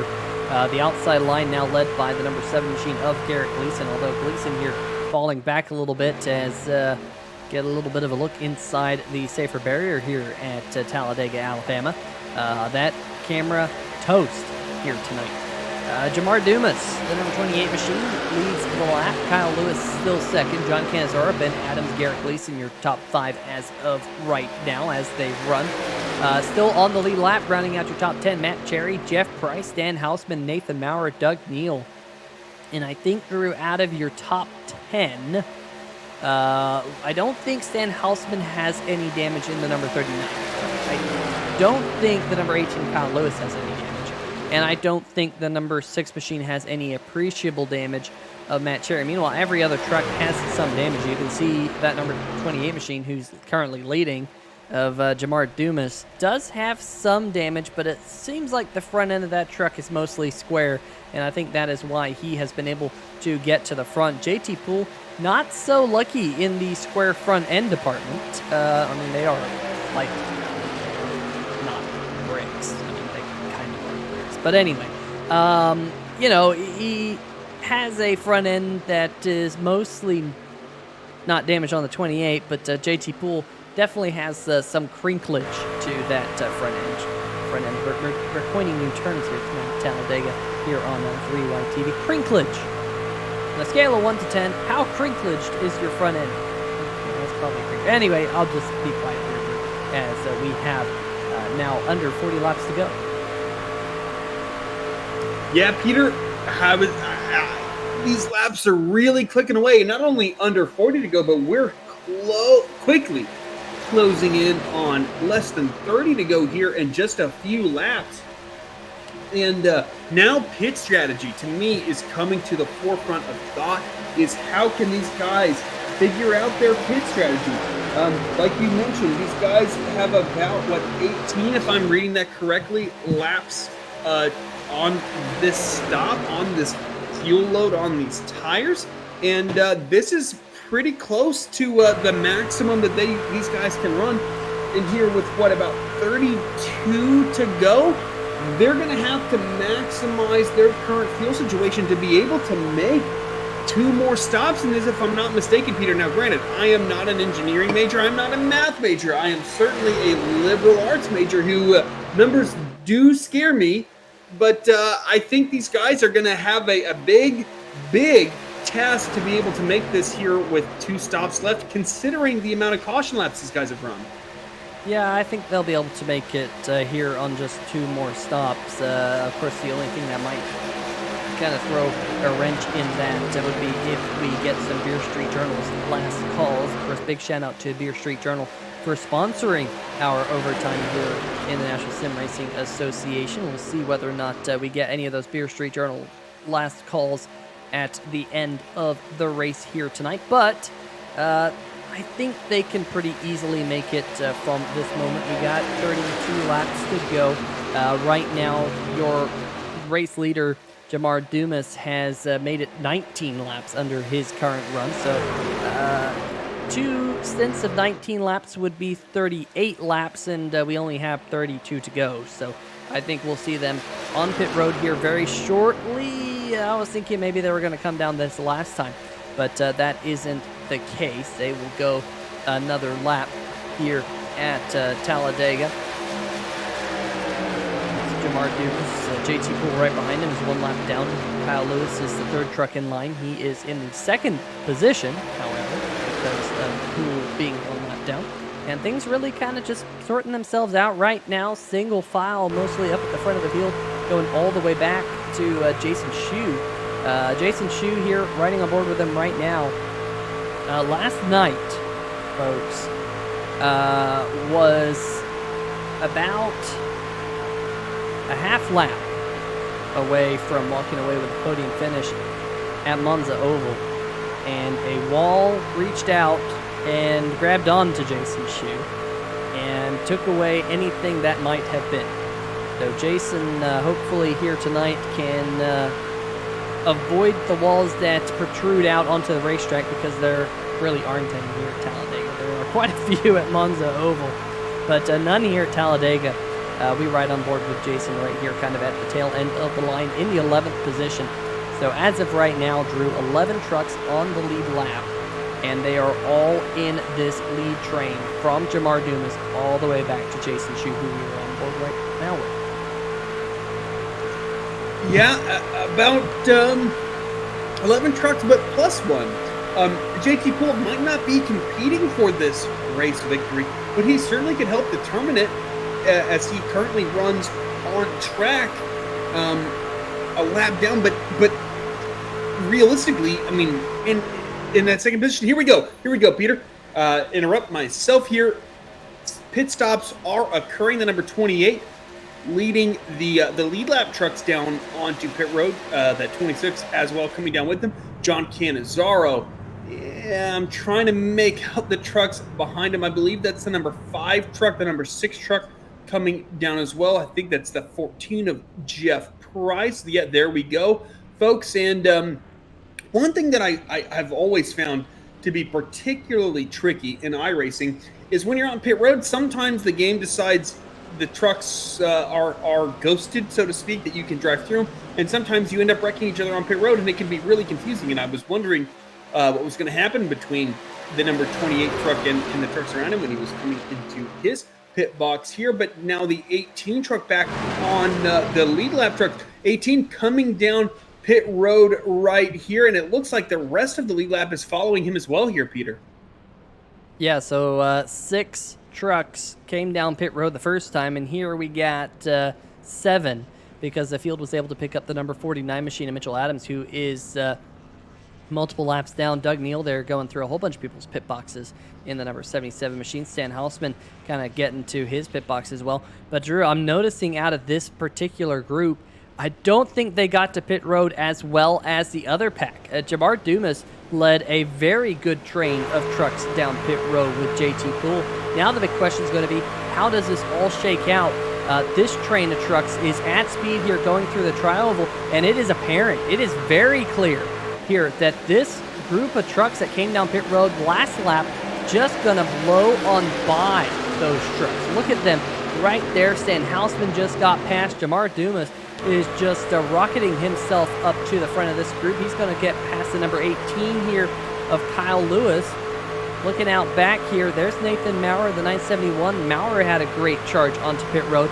This pack that's at speed right now of Dumas, Adams, Price, Canizaro, it might just barely pick up the 971 and Nathan Maurer. Yes, looks like they did. Looks like Kyle Lewis also got picked up in this train, but I'm a little bit concerned for some of these drivers a little bit further back. There's Stan Hausman.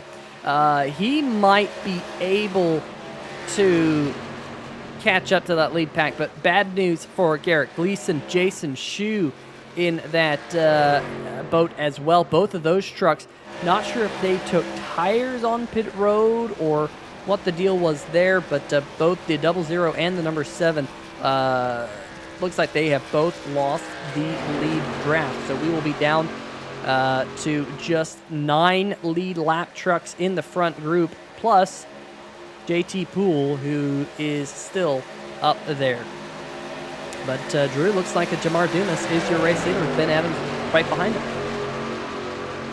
Yeah, it seems like only a handful of those trucks in that second lap pitting driver group was able to keep up, and mainly that number 18 of Kyle Lewis is the guy that I'm looking at, just because when your truck is as clean as Kyle Lewis is, I just got to think that you're freed up as far as the decision making that you can do and how you can position your truck, because between he and the number 6 are really the trucks that I'm taking a look at, and neither of those guys are really the front runners right now. Jamar Dumas, Ben Adams, Jeff Price, John Canizaro all have not insignificant amounts of damage, and not that removes you from competition, but I think that you just have to maximize your opportunities, and the margin of error when you have damage like those trucks have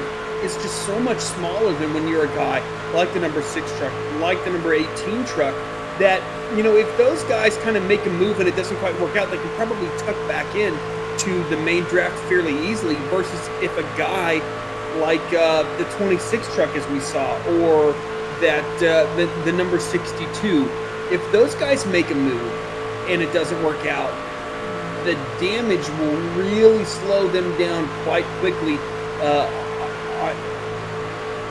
on an individual basis relative to those undamaged trucks. And so I just really like, you know, whenever you got a clean truck and you're racing damaged trucks, I think you're always in a great position.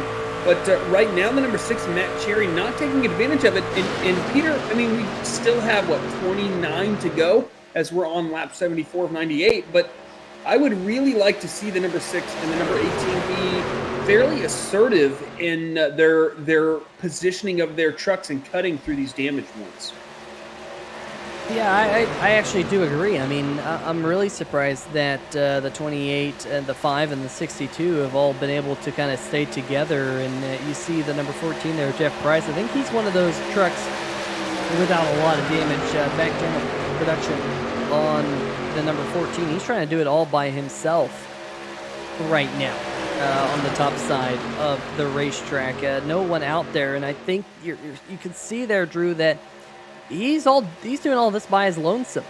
He just needs another one of those relatively undamaged trucks, like the 6 machine of Matt Cherry, like the number 18 of Kyle Lewis, or the number 39 of Stan Hausman, to work with him. And I think they would be able to get 1, 2, 3 at this point in time. So looks like Price going to drop back in behind the number 62 of John Cannizzaro right there in the 4th position. But we're not seeing a lot of side-by-side racing, just letting this thing play out.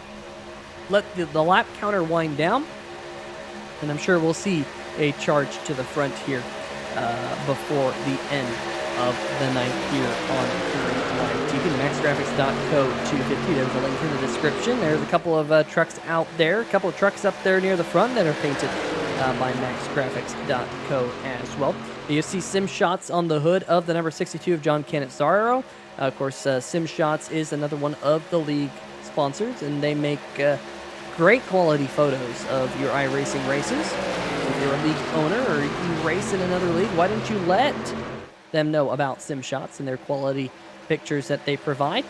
They really capture all the action that happens out there on the racetrack, and they do so in a way that really anyone can pick up one of those pictures and make a graphic. In fact, I believe multiple of our 3Live TV thumbnails come from Sim Shots here. So big shout out to Sim Shots for all that they do here in the National Sim Racing Association, as well as the Total Nonstop Racing League that we broadcast here on Monday nights. But we're looking at our top 3. Looking a little bit further back, Jeff Price right in front of Matt Cherry. JT Poole to his outside. JT really the only one on the high line right now. Meanwhile, single file from the 28 back to the number 9 machine. That is James Arello.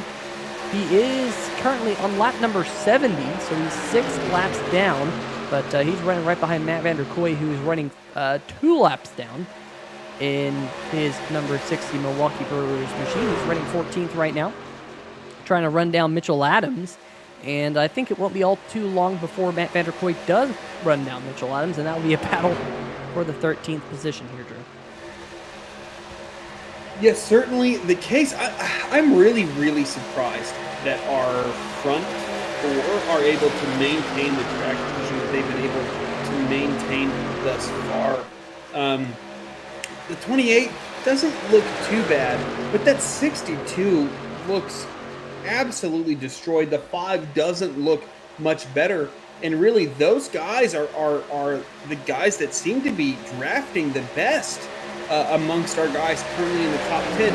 And maybe the 6 is just biding his time, right? We do have 21 laps to go right now, which is not insignificant here at Talladega, right? At least one more pit stop, right, Peter? I mean, one more pit stop that these guys are going to have to make. So there's not necessarily a big incentive for that 6 to push too hard, but one guy certainly trying to get up there and fight with those drivers is JT Poole, our first truck 1 lap down.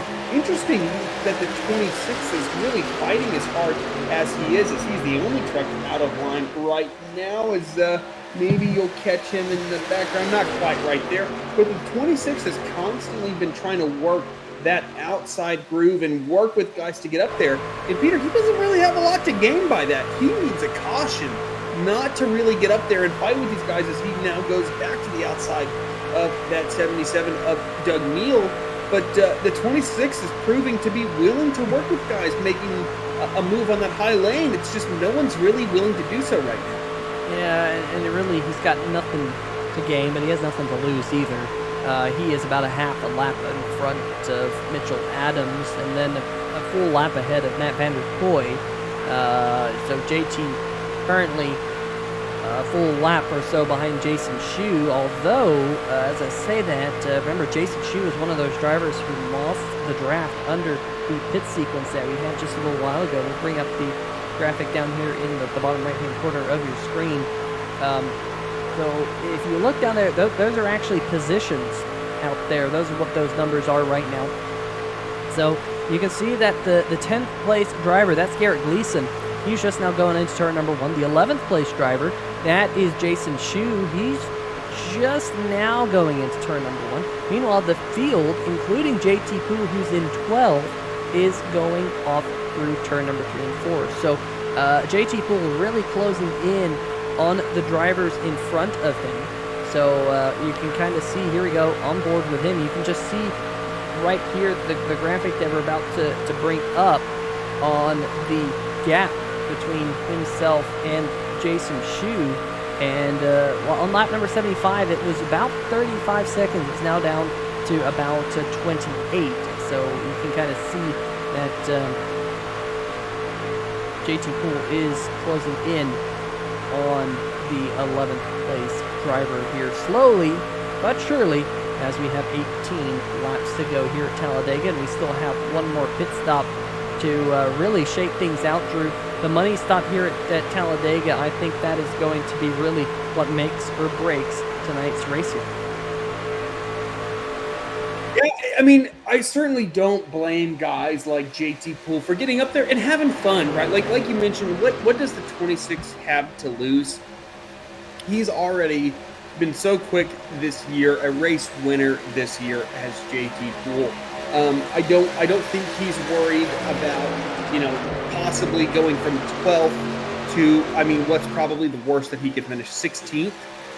15th is the worst that JT could finish. He might lose 3 spots if he gets wrecked trying to race these guys versus going out there and just kind of racing and competing and having fun. So I certainly applaud JT for his efforts. One guy that could probably try to work with him a little bit more is probably that 18 truck, who is now pulling up behind him, as a matter of fact, right there in the background. Kyle Lewis now trying to work with the 26 truck to move up there, because our front 3 actually pulled about 3/10 away from that 14 truck of Jeff Price. And if I was that number 6 of Matt Cherry, I think I would be trying to make a move. Maybe that was strategic by Jeff Price, but you certainly don't want to be creating those big gaps here. As Peter, we're rapidly closing in on 15 to go now, with 16 to go that last time by, and with one more stop left, you really need to position yourself well going into that last pit stop coming onto pit road. Yeah, that is 100% true. Getting on pit road, getting off pit road here is going to be ridiculously important. And, for some of these drivers, I'm thinking about maybe is Jeff Price saving a little bit of fuel where he is in the number 14 truck? Because if you don't have to take on as much fuel in your final pit stop, that equates to less time stopped on pit road. So Jeff Price, he got that huge run last time by, and I think he kind of checked up, Drew. And I wonder if he's thinking about that. Here comes the number 18 of Kyle Lewis, trying to push JT Poole towards the front of the field. We jump on board with the number 18 machine right here. You've been mentioning JT has been one of those drivers who has been trying to get that high line going. And Kyle Lewis says, you know what? I led a bunch of laps a little while ago before that green flag pit stop that we had. Now probably about 15 laps ago. We can bring that up. Yep, right there, 14 laps ago. When most of these drivers were last on pit road. For Kyle Lewis's sake, 13 laps ago. But nonetheless, it seems like they are stalling out. Maybe just a little bit.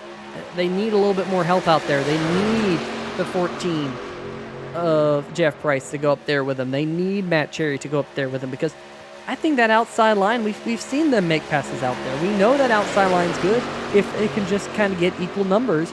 I think the outside line would be as strong as the inside line. They just have to get more drivers up there on that top side of the racetrack. Yeah, they're slowly, steadily making progress as JT Poole in that 18 truck, and I'm kind of surprised that number 6 of Matt Cherry didn't go with them initially. I think that would have been a great lead truck to have, is that what appears to be very clean and undamaged number 6. Maybe Matt's just trying to have a good solid run here, but I really like the amount of ground that number 26 and 18 have been able to make up, working together incredibly well. And the 18 has nothing to lose by working with the 26. He's not going to lose if that 26 finishes ahead of him, as long as none of the other lap trucks do, Peter. So I really like this this decision by that number 18 truck is now I'm starting to see maybe some radio chatter possibly about pit stops. It's hard to tell. I have that radio chatter turned way down on my iRacing side so it doesn't talk over what we're hearing up here in the booth, but seeing radio chatter at about this time in the run tends to lead me to believe that guys are looking to make pit stops at about this time. But I just now with the 18 probably up to what, third position, I really like this decision by Kyle Lewis to race with this 26 truck on the high lane. Yeah, and even if they cannot go one more lap, they can still, kind of work things out, one more lap. But it seems like right now, folks, we do apologize. I do think that our live timing and scoring software has imploded, so we're going to have to refire that up. So just wait a moment. Just bear with us as live timing and scoring, always fun here on 3Y TV. And we might get a little pop-up here in a second saying, hey, it's frozen. Do you want to kill it? And, I might have to kill it the old-fashioned. I'm going to have to go do Control-Alt-Delete here. So bear with me just a quick moment. And we'll see if we can get that all sorted out. Back live here. And it's still saying Kyle Lewis. It really likes Kyle Lewis, or maybe it really dislikes Kyle Lewis. Not sure what happened there. As I think, well, I don't know why it's still there. Whatever the case, Drew, we might be flying somewhat solo here for the remainder of the race here tonight because live timing and scoring has appeared to break itself, but it is still up at the front of the field, the 28 machine of Jamar Dumas. Hey, at least the laps to go count seems to be, actually not correct. Never mind, because we are at 11 to go as we stand. But the number 26 truck is now, if you were, there we go. Hey, folks, we got it back because Jamar Dumas is, in fact, our race leader. And the 18 might be staying tuned to the sports podcast, Stay Tuned Sports Podcast. But that graphic is gone, which means potentially progress is being made. This is what I've been seeing from this number 26 truck throughout the night. It's certainly not that he's lacking pace. It's just a big rubber band effect that 26 has been having forward and backwards, whether he can maintain his position or not. What I would love to see is that 18 try to get in front of that 26 truck, because the 26 certainly is not undamaged here. But now I just don't think anyone's going to work with them. But the 14 was able to take advantage, and the 18 was able to take advantage of working with the 26 truck, and both of those trucks, in fact, got in front of the 6-in. Just looking at that number 14 of Jeff Price, he looks fairly undamaged as well here, Peter. So I think we have 3 trucks that are undamaged. I could have sworn that Jeff was involved in a wreck there, but I just might be mistaken in my remembrances of earlier in the race, because there was just quite a few trucks that were caught up in wrecks, and it was just kind of hard to keep track of them. But it'll be interesting to see how these guys approach it, because I'm seeing, once again, a lot of radio chatter, and I am really heavily suspecting that guys are going to be looking to make these pit stops here as that number 28 truck of Jamar Dumas takes the field to 9 to go. And what are we queuing up in the replay here, Pete? Mitchell Adams in the number 49 machine. Engine has expired on the number 49, so his night will end here at Talladega. That will not bring out the caution flag, so we will stay green in all of this. So you can see, folks, with 9 laps to go, just how everything is shaking out here. We do have one more pit stop. When will it be? Will it be this lap? Will it be next lap? It is definitely coming up. We'll see if... nope. I'm going to see if the graphic was working, but unfortunately it is not. Here we go. Here they go. They're coming down pit road right now at the front of the field. Jamar Dumas trying to lead him down. Ben Adams in the number 5 coming down with him. Kyle Lewis right there. John Canizaro in the number 62. Everyone doing a great job getting onto pit road nice and smoothly here, Drew. No drivers having any hiccups. Now the big question is going to be, how do these drivers get into their pit box? Very, very tricky. We've seen drivers like Christopher Darling last season making mistakes. Granted, big credit to Chris Darling. He's really fixed that this year. Oh, no! JT Poole, the number 26 machine, he missed his pit box. He was already a lap down. That's going to make matters worse. Now these drivers, they're all getting out of their pit box. They've all taken on their fuel to get to the end of the race, and that was the race off pit road because no driver stayed out that time by, and it is Jamar Dumas, Drew, holding station in the Pittsburgh Penguins number 28 machine. But has he gotten too far of a jump over Kyle Lewis? Yeah, I would think so. I think the real gainer of that pit stop cycle was the 18 who gained 2 positions before they even get to the backstretch. And especially with that 5 right behind him, that 18 is going to have a ton of momentum. What does he do? He cuts to the high lane to get by Jamar Dumas right here. He's certainly going to clear him going into turn 3. What does he do? Who does he go with? The 5 clears as well. The 14 clears. Will Nathan Maurer clear that number 28 truck? He will. So Jamar Dumas, I think, is our biggest loser right here, as he went from their race lead down to 5th position. As now Nathan Mauer's making a move on that high lane. And I'm just wondering, man, Matt Cherry, as having one of the 3 undamaged trucks up towards the front of the pack, he's really got to get up there and fight. And those 3 trucks behind Matt Cherry, the number 77, 62, and 39, those guys are in a little bit of bother right there, as I was kind of worried if they would lose the pack, but I think that the pack just kind of raced each other enough to get them back up in it. But I really like where the 18 is, but it's not always a big advantage to have the race lead, as here comes Ben Adams in the number 5 truck to the outside of Kyle Lewis. And 3 trucks on the high lane. I'm not quite sure that's enough, but those trucks are fairly clean up there, as, it's going to be interesting to see if that high lane for the first time tonight can really be competitive with the bottom lane. Here, as we're going to come to 6 to go when that number 18 truck gets through the tri-oval. Kyle Lewis leading that bottom lane, the number 14, 6, 77, and 62 all following him. And here goes that 18 now leading the field to 6 to go here, Peter. I really like the way that bottom lane's formed up.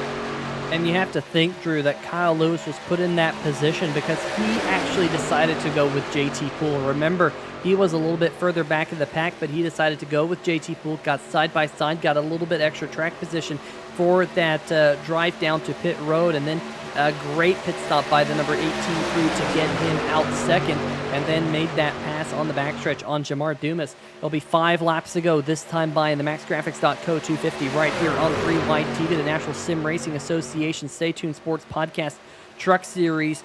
Here tonight, we will be going to Richmond Raceway next week, but this is race number 10. You'll have 10 races in the books after tonight. Who will be the winner here tonight? And looking up and down here, Drew, out of this pack of drivers, right here, none of these drivers have gone to victory lane so far this season. So more than likely, we will see our 8th different winner in our opening 10 races here in the National Sim Racing Association Stay Tuned Sports Podcast Truck Series, which means we have had 8 of the 10 spots for the chase filled. Granted, we have to start thinking about that chase because that chase is not all too many races away. But, Drew, this is important. Every one of these drivers here trying to get into the chase, and really the only way to do so is to get the win here tonight. There's Christopher Darling, the Taz Racing Customs number 11 machine on the inside of the racetrack. He was the defending race winner. Got the win at this racetrack 1 year ago, and we're going to have 4 laps to go. Here comes Jeff Price, Drew.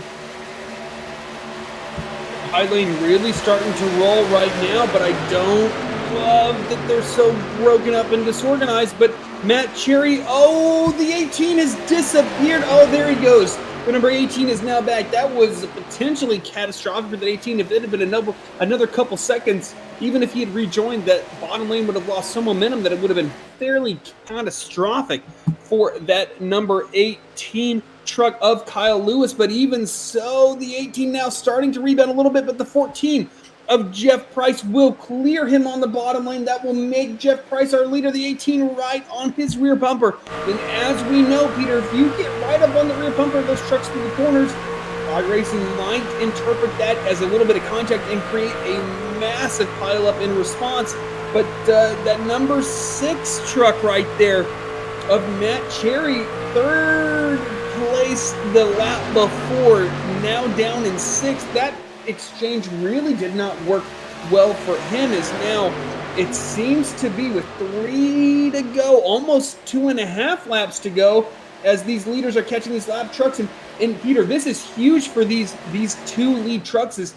This will provide them a huge draft, but will it lead them too far in front of the trucks behind them to where those guys will get a huge run? But we got a caution. A caution is out with 3 laps to go.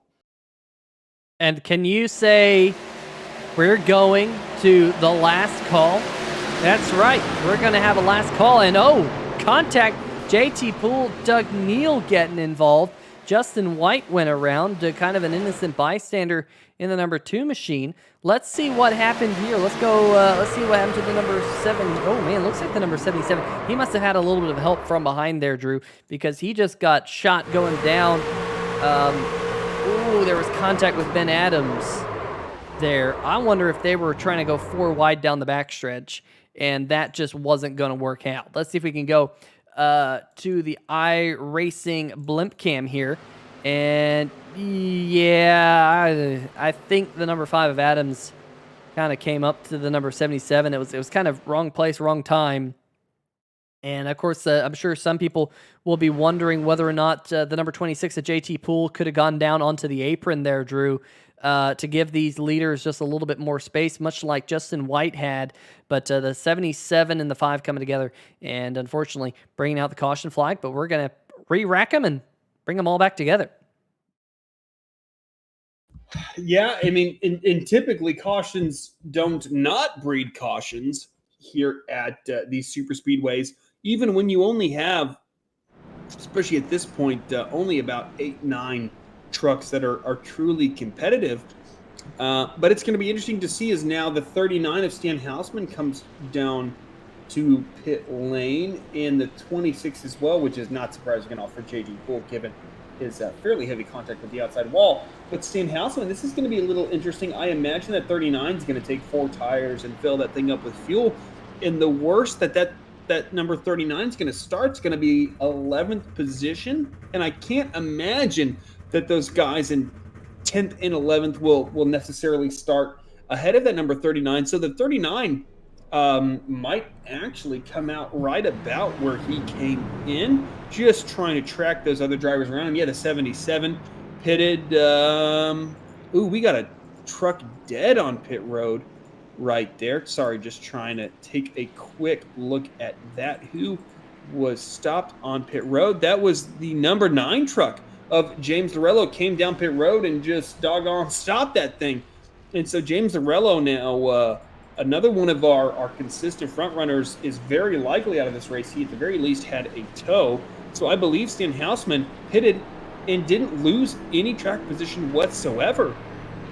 Did that 39, so I like that move, of course. Always great to have fresh tires. Now, fresh tires, quite frankly, folks, don't mean very much here. But I would rather have fresh tires than old tires, all things being equal, here at Talladega. Maybe gives you a little bit more precision as far as maneuverability is concerned. But the 14 truck, really clean out front. No front or rear damage on that number 14 truck.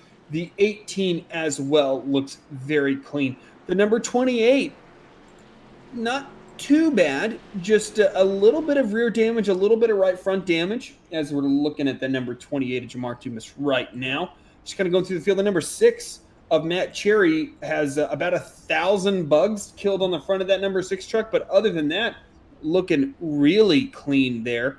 The number 5 of Ben Adams has a little bit of left front, a little bit of right front, not looking all too bad there, though. The 971 of Nathan Maurer has some right front damage, as the number 60 of Matt Vanderkoy, cars killed, as Kyle Busch would put it. But what happened there, Peter? Yeah, I'm just trying to figure out what happened to the number 60 machine. He might have just parked it all on his own accord. We'll just kind of see. Here he is. Maybe the engine blew on the number 60 machine. Let's maybe go back a little bit further and see if we can find out. We've seen a couple of engines grenade here out there on the racetrack, but I'm not even seeing that. I think he just parked it. I think he just took a tow back to pit road and said, you know what? My night is done. So Matt Vanderkoy goes no further. He is being currently scored in the 12th position out there. By my count, Drew, and this is a official count, we're down to just 10 trucks. And every single truck out there on the racetrack right now is on the lead lap. From Jeff Price back to Jason Shue. Everyone's on the lead lap once again. So we're going to re-rack them. We're going to have the first attempt at a Beer Street Journal Last Call here on 3 Wide TV. There's a link in the description. Make sure you check them out. If you are like me and you're into craft beer, Beer Street Journal is the site to check out. Really, really cool website. Just found out about some new beers. And Yuengling's coming to Texas, Drew. They'll be here in just a couple months from now. I think it's August 23rd is the date for the DFW market. I just found out about that thanks to our friends over at the Beer Street Journal. So that is a really, really cool thing to have. Of course, people up in the Northeast, they've had it for many, many, many, many years, but they really haven't gotten out of the Northeast. And I can go on and on about the different beers here that we get in the state of Texas. Of course, we do have Shiner Bock, thank goodness. Of course, that's now mass distributed as well. But we will stop the beer talk because we have to go back to racing talk because the pace car lights are off here for the first attempt at the Beer Street Journal Last Call, and it will be Jeff Price and Kyle Lewis who lead us back to green. And Drew, you have to think about getting a good restart here, but not getting too big of a gap to the cars behind, because if that happens, they can just draft up to you and suck on right by you. That certainly is the case here at Talladega. Normally, you want as big of a gap as you can get between yourself and the rest of the field if you're the leader going into turn one.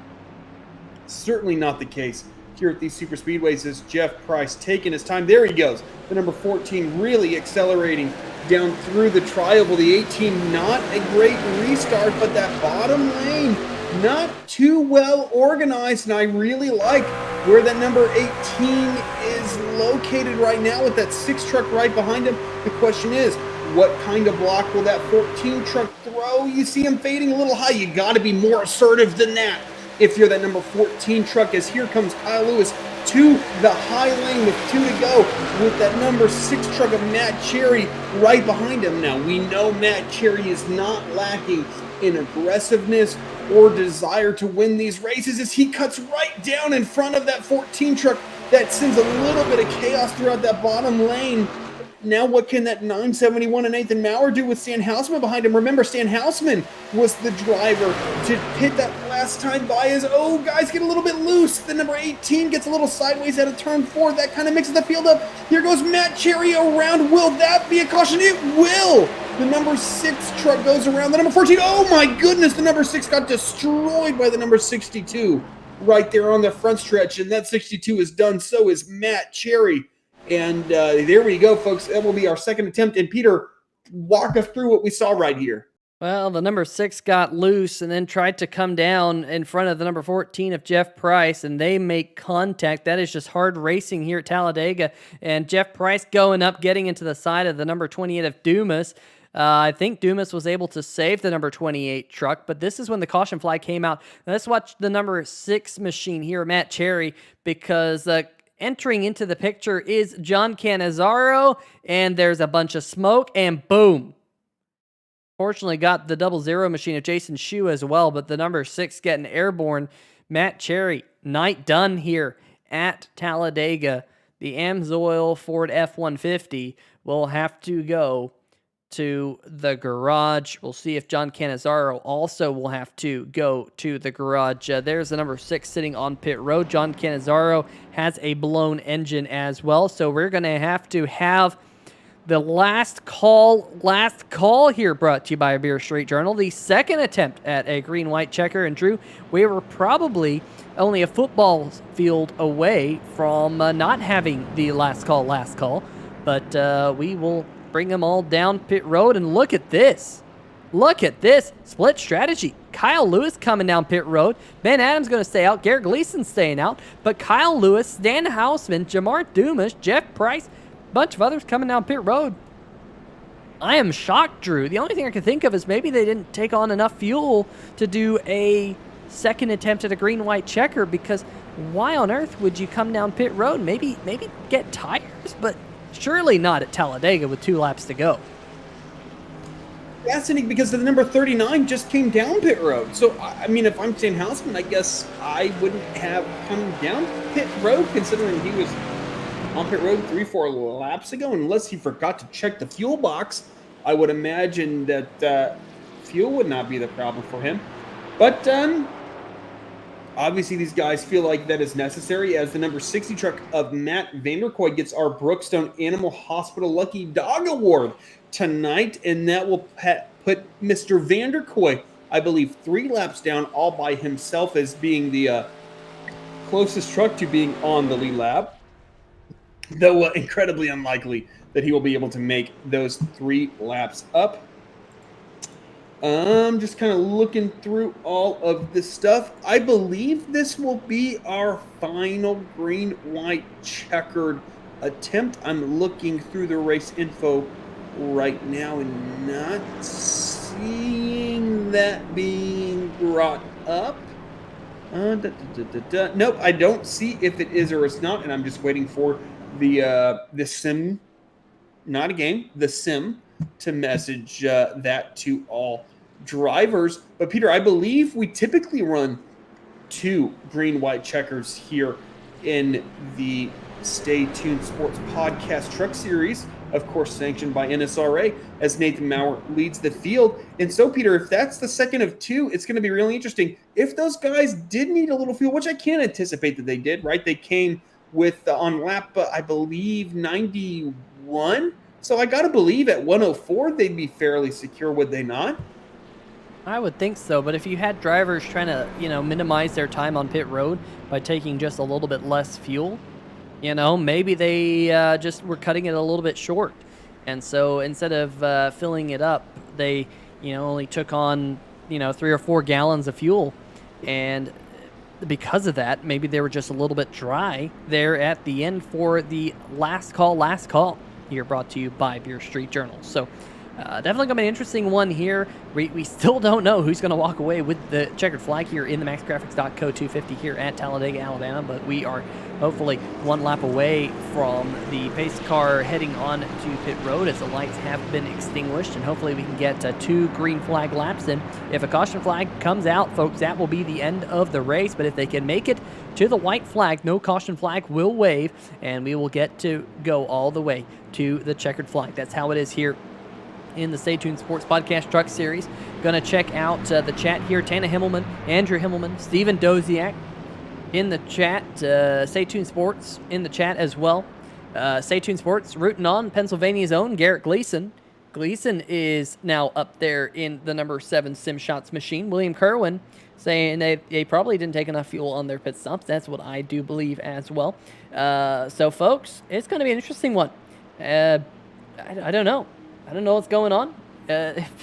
We have Stephen Dozier asking, what's the strategy for Ben Adams? And Andrew Himmelman is usually not all too far away from the number 5 machine. He usually knows, but he's not at home here tonight. Tana Himmelman saying, I'm not going to dare go down and ask Ben either. So, I don't know. Drew, this is going to be another zany finish. Remember how it all went down last year. We had Chris Darling winning the race going sideways across the start-finish line.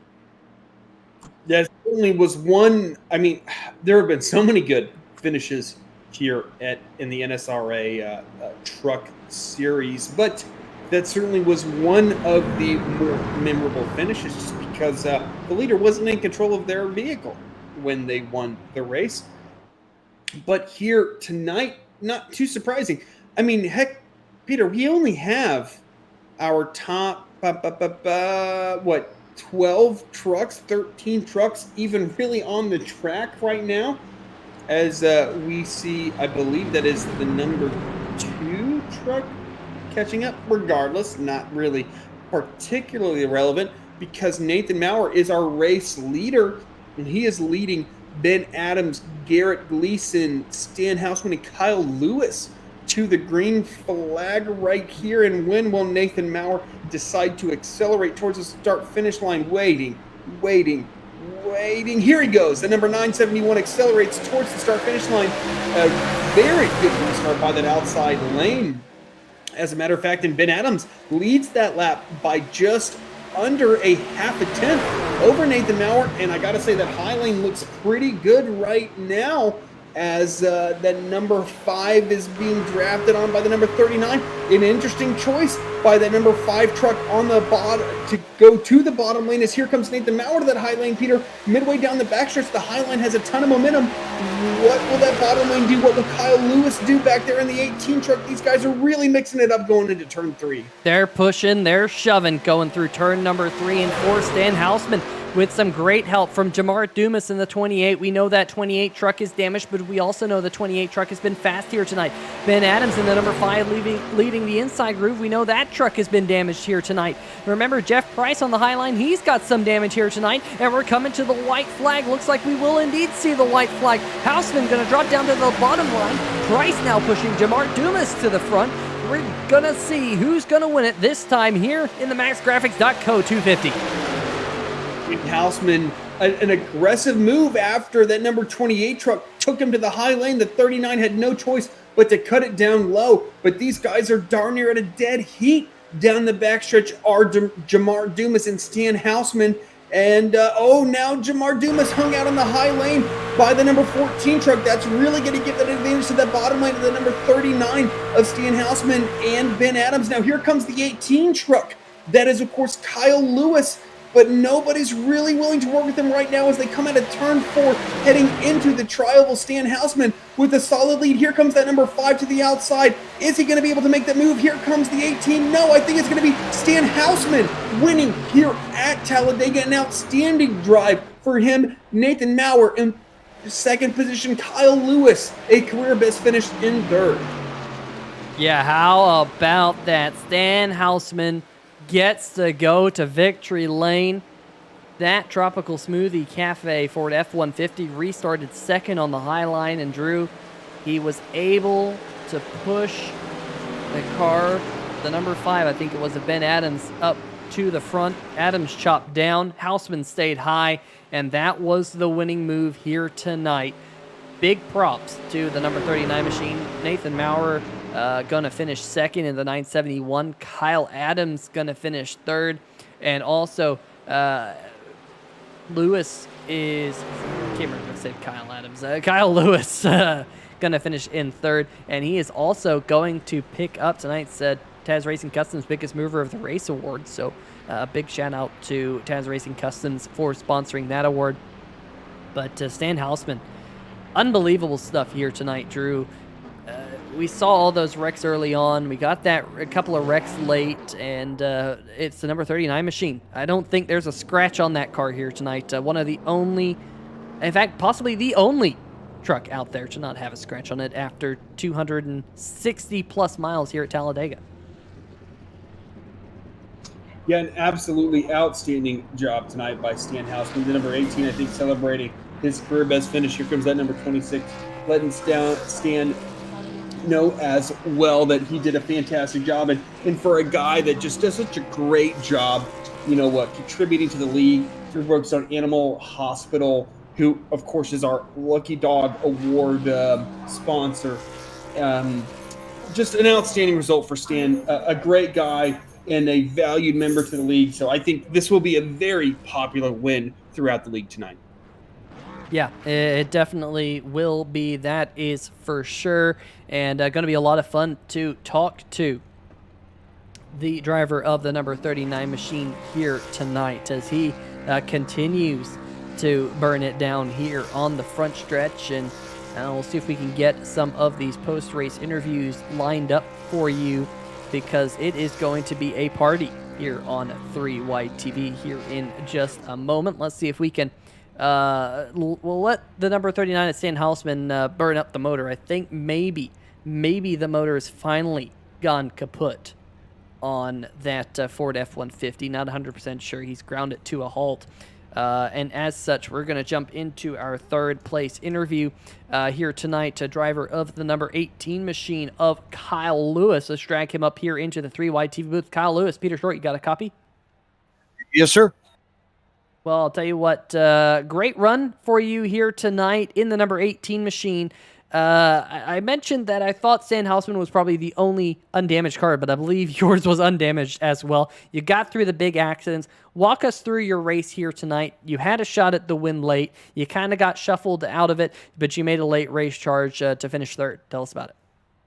Well, to be honest, I was very surprised to miss all those wrecks, but my goal tonight was to stay in the back until it was go time. And just seeing those wrecks ahead of me, it worked out.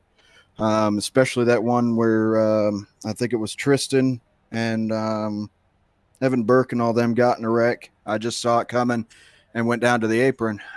So just lucky all night. And then that last green, white checkered, I had to come in for fuel. So just got shuffled back and I had to make a daring move. I was surprised that Nate got second, but all in all, it was a fun race. Yeah, kind of a wacky one here tonight. And for all the people watching, you know, when you come to a Super Speedway series, you haven't had the greatest season so far this year, but hey, this is an opportunity for you to kind of turn around your season. How big is this third place finish for you tonight? Especially for this Friday league. I know, you know, we run a lot of different courses compared to the Thursday night super speedway, where I've been doing fairly well. You know, I figured this was my last chance to get up in the points, with it being a super speedway. So hopefully we turn things around. I know I'm not the fastest guy at the other tracks. So, you know, maybe there's another super speedway on the schedule. Well, Kyle, definitely a great run out of the number 18 here tonight. Definitely a great looking hot rod as well. Great looking paint scheme.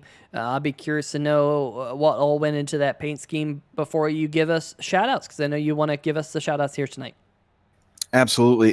So for the paint scheme, I got to give a shout out to my cousin for coming on board and allowing me to run his business on the car. You know, he makes quarter midget engines. So if anybody's interested, you know, let me know. But I got to give a huge shout out to the TNR guys, Garrett and Doze and Vinny and Mike came in at the end, and Mike was just walking me through how to do better pit stops. And, you know, these guys were just, you know, hey, this is your race, you know, calm down, you know, you got this.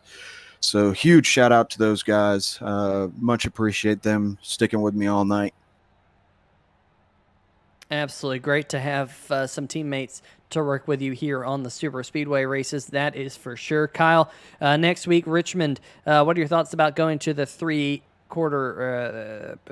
mile racetrack there in Richmond, Virginia? You will not see me in third place, I could tell you that. I know that is Chris Darling's house, if I remember correctly, but most likely I will probably be in the back. These tracks are tracks that I've probably not run before, so I just like running the laps. That's all I need, just getting some track experience, and then maybe in the next season, you know, that's where I can do better. All right, well, Kyle, we'll see you out there on the racetrack next week at Richmond. Hope for a good finish out of the number 18 truck, and best of luck here over the next week on 3Y TV. Thank you, Peter. Thank you, Drew. Take care, guys. All right, well, that's going to do it with our third place interview here tonight with driver of the number 18 machine, Kyle Lewis. Let's see if we can dial up our second place finisher there, Drew. Nathan Maurer. Go ahead, Drew. Well, Nathan, I mean, certainly not an uneventful race for the entirety of the field, but a great second place finish nonetheless. Walk us through those last few laps, that last restart from your perspective. Disappointed on that last restart. Don't know why the 7 was the car length and a half back on me. I thought everything was going to be lined up there. The 5 of Ben Adams was on the outside with a lot of damage. I was like, he's going to check up the that outside line, and thought the 7 was just going to give us a good push there, and we were going to get out and keep going. But no, and 5 got around me, and I thought I was just going to keep falling back and back and back. And then, yeah, I'm just terrible at super speedways. I'm not a quick decision maker. I don't know where to go. That's why I just kind of stay in the back the whole race like I did. I think I started 21st or 23rd and got dinged around a couple wrecks, got through it, and yeah, just happy I got the top 3 finish. I wanted that win. I missed too many races to make it into the playoffs on points, so I got to get that win. Well, I mean, you were only just under a tenth behind Stan there at the end, but I mean, a fairly chaotic race, a ton of wrecks early on. What was your approach to the race? You qualified towards the back. Was your approach to try to stay towards the back? Were you trying to get up towards the front? How did you approach Talladega tonight?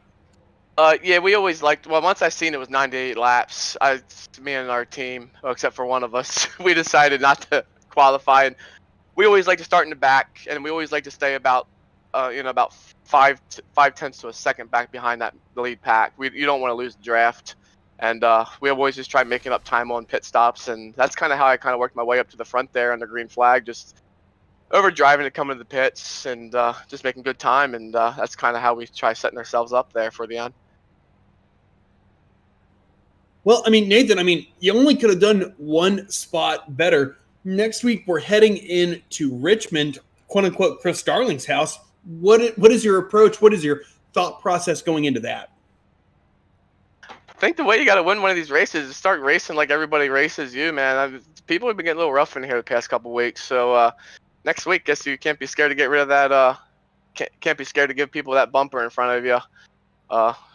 It's kind of what it's coming to in this league anymore. Just people doing some not so good things. The other drivers just cutting them off. So I guess it's time for me to start driving like that. Maybe I can get a win in here. I mean, so Nathan, I certainly kind of empathize with that thought process. I'm certainly one of those guys that tries to, race in kind of the more old school, you give people room, they give you room back, but it seems like that's less and less frequent. So I certainly can appreciate that, where you go into the short tracks, just being like, okay, well, I mean, if we're gonna throw elbows, we'll throw elbows, right? But a great run tonight, Nathan, and great talking with you. But before I let you go, is there anybody you'd like to give a shout out to? Yeah, Team Simbox, Justin, Travis White, who wasn't able to race tonight. Doug Neal, the owner of Simbox, Need a Button Box, hit up Simbox PC on Facebook. You guys for broadcasting this. You guys do a good job. I got to talk to you guys 2 nights in a row, first time ever. And Chris Darling, Ben Adams. I forget all the they all change admins in here, but most definitely Chris Darling and Ben Adams for running this league. I just like racing the trucks. It's fun. Absolutely. It's always, I guess for the first time, as you mentioned, fun talking to you. Hopefully this will not be the one and only time we talk to you. Hopefully we talk to you again soon, but thanks for talking with us tonight, Nathan. Yeah, and congrats to Stan. I always liked Stan. He always clean racer. I always liked him, and we just kind of worked together a couple times. I think he kind of had the same plan, just start in the back and work our way up. So congrats to him. Smart driver. He deserved to win the night. Absolutely. Totally agree. Thanks for talking with us. Yep. Have a good night, guys. All right, well, that is going to do it with our second place interview, Nathan Maurer. And now time to go down to victory lane and pick up tonight's race winner, driver of the number 39 machine and winner of the MaxGrafix .co 250, Stan Hausman. Stan, first off, congratulations on getting to victory lane here tonight. It was a patient night for the number 39 Tropical Smoothie Cafe F-150, but you got the job done at the end of the race and become the 8th different winner in the opening 10 races this season. Tell us about your night. It was a crazy one. I almost gave it away there on the last green flag pit stop. I put just enough to fuel to finish the race, and when we came back in under the first green line checker to top on off, I didn't adjust the gas, so I was short again. So I thought I gave away the race there, but man, it was just kind of survive the wrecks and be there at the end, which is my strategy typically on these things. Well, you did a fantastic job of doing that here tonight. I think it was just you and Kyle Lewis, the only 2 trucks, I think, that finished the race without any damage, at least from what we could see from up here in the 3-wide TV booth. Talk us through some of those incidents, because there was one in particular that had you going all the way down to the safer barrier on the inside of the backstretch to avoid it. Oh yeah, there was one on the backstretch where the 41 lost it low and then came back, and I don't know if he didn't hold on the brake or if he was trying to catch it, but he was coming right back up in front of me, and I thought that was going to be the first end of my night. But that was the one good thing I knew coming toward the end, that there was only, myself. I knew the 18. I figured Jeff in the 14 had a pretty clean truck. So if I got out front, they were going to have a pretty good run to get on by me. So it just ended up being in the right place at the right time, and that's all it needed.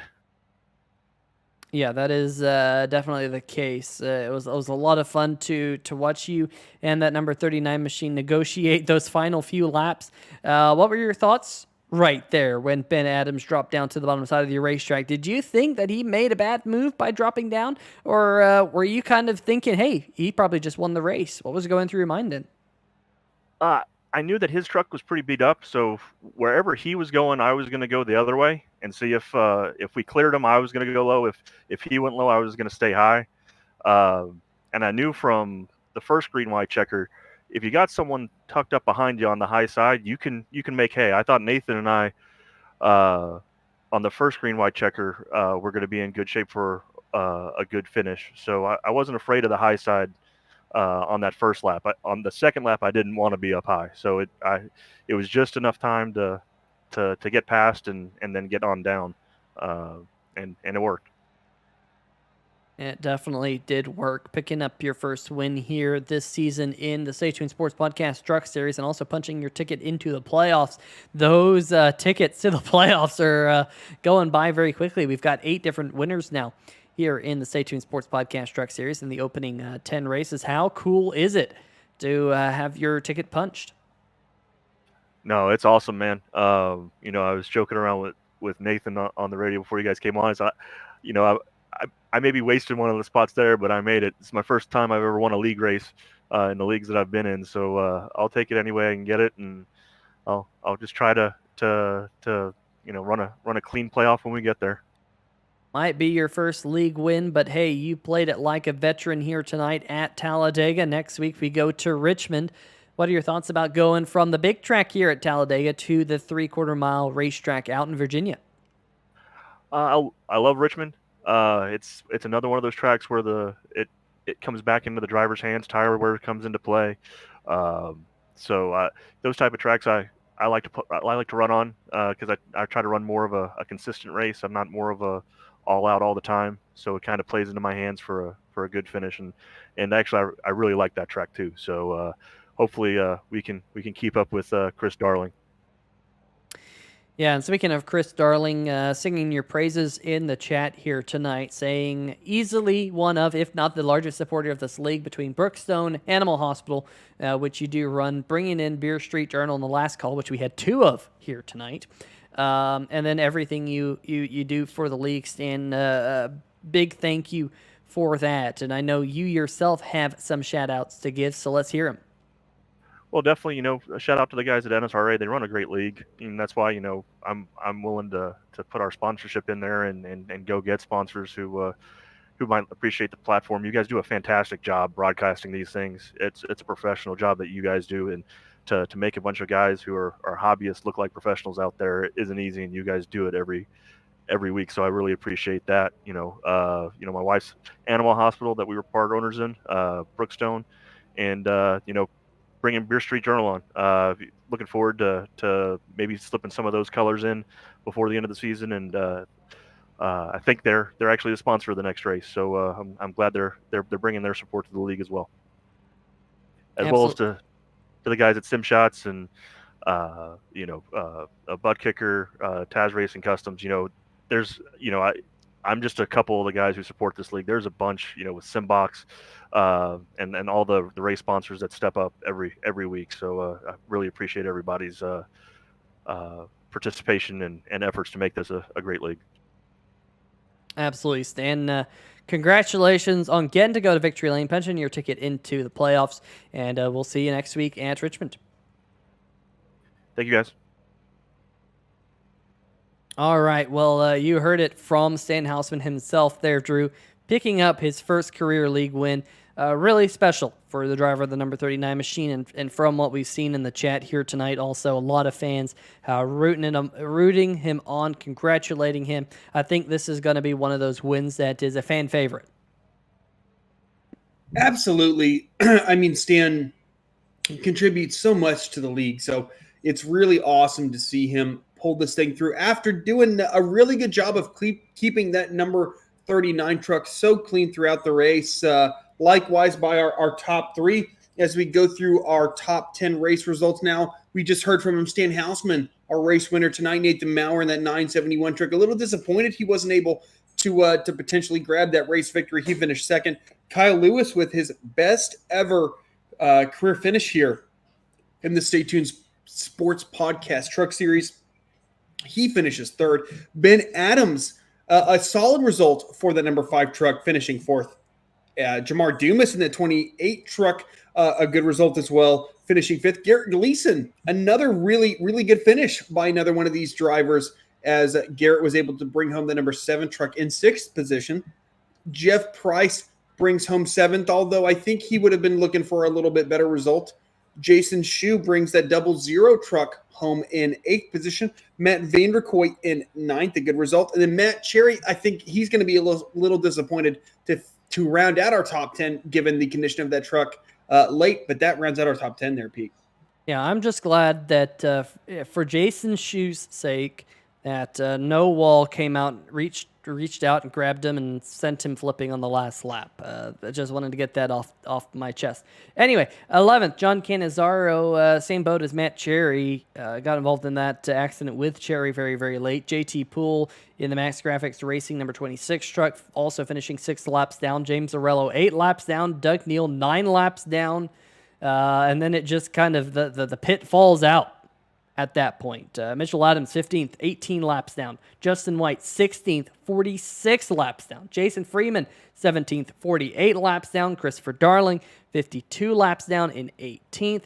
And then back behind them, you got 19th, Vincent Valvano, 58 laps down. And rounding out your top 20, Drew, 59 laps down is Tristan Maher. Yeah, I mean, only 1 lap further behind him was Zach Howell in that 8 truck, who ran really, really, really well in the first third of the race, only to be, of course, caught up in that big wreck that arguably, he may or may not have been the cause of. Brian Bradley in that 16 truck also caught up in that same wreck. Evan Burke as well caught up in a wreck around that same time.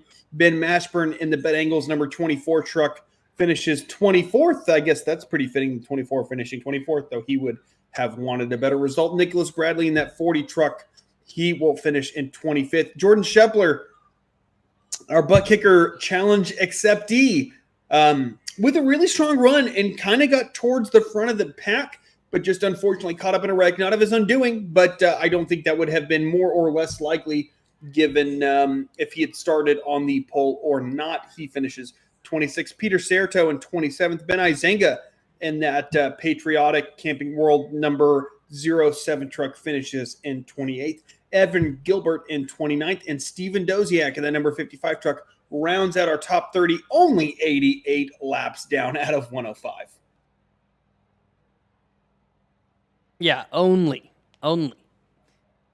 Well, folks, I think that's going to just about wrap it up here from Talladega here tonight. Make sure to join us next week at Richmond International Speedway. We got that Beer Street Journal 200. They're going to be a lot of fun going back to the short track after the big track here tonight. But want to give a big shout out to our Taz Racing Customs Biggest Mover of the Race Award. That is going to go here tonight to the driver of the number 18 machine, Kyle Lewis. We got a quick word from him. Started here tonight, 28th position, coming home on the podium in 3rd. So congratulations to Kyle for picking up that Taz Racing Customs Biggest Mover of the Race Award.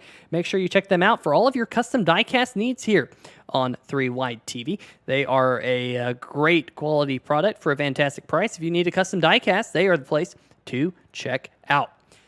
But, folks, like I said, that's going to be just about it for all of us here on 3 Wide TV here tonight. Make sure to check out the league sponsors in the description. All their links are down there. And it would be great to check out MaxGrafix.co, tonight's race sponsor, Stay Tuned Sports Podcast, Buttkicker, of course, all the other sponsors, Sim Shots, Craig's Setup Shop, and more. So they're all really, really great, and the links are all in the description, so make sure you do that. But also a big shout-out to our friends over at SimTV for the camera angles that we bring you each and every week here on 3 Wide TV. But for myself, Peter Short, Drew Eisenman, and everyone else in the 3Y TV family, have a good night, stay safe, and we shall see ya!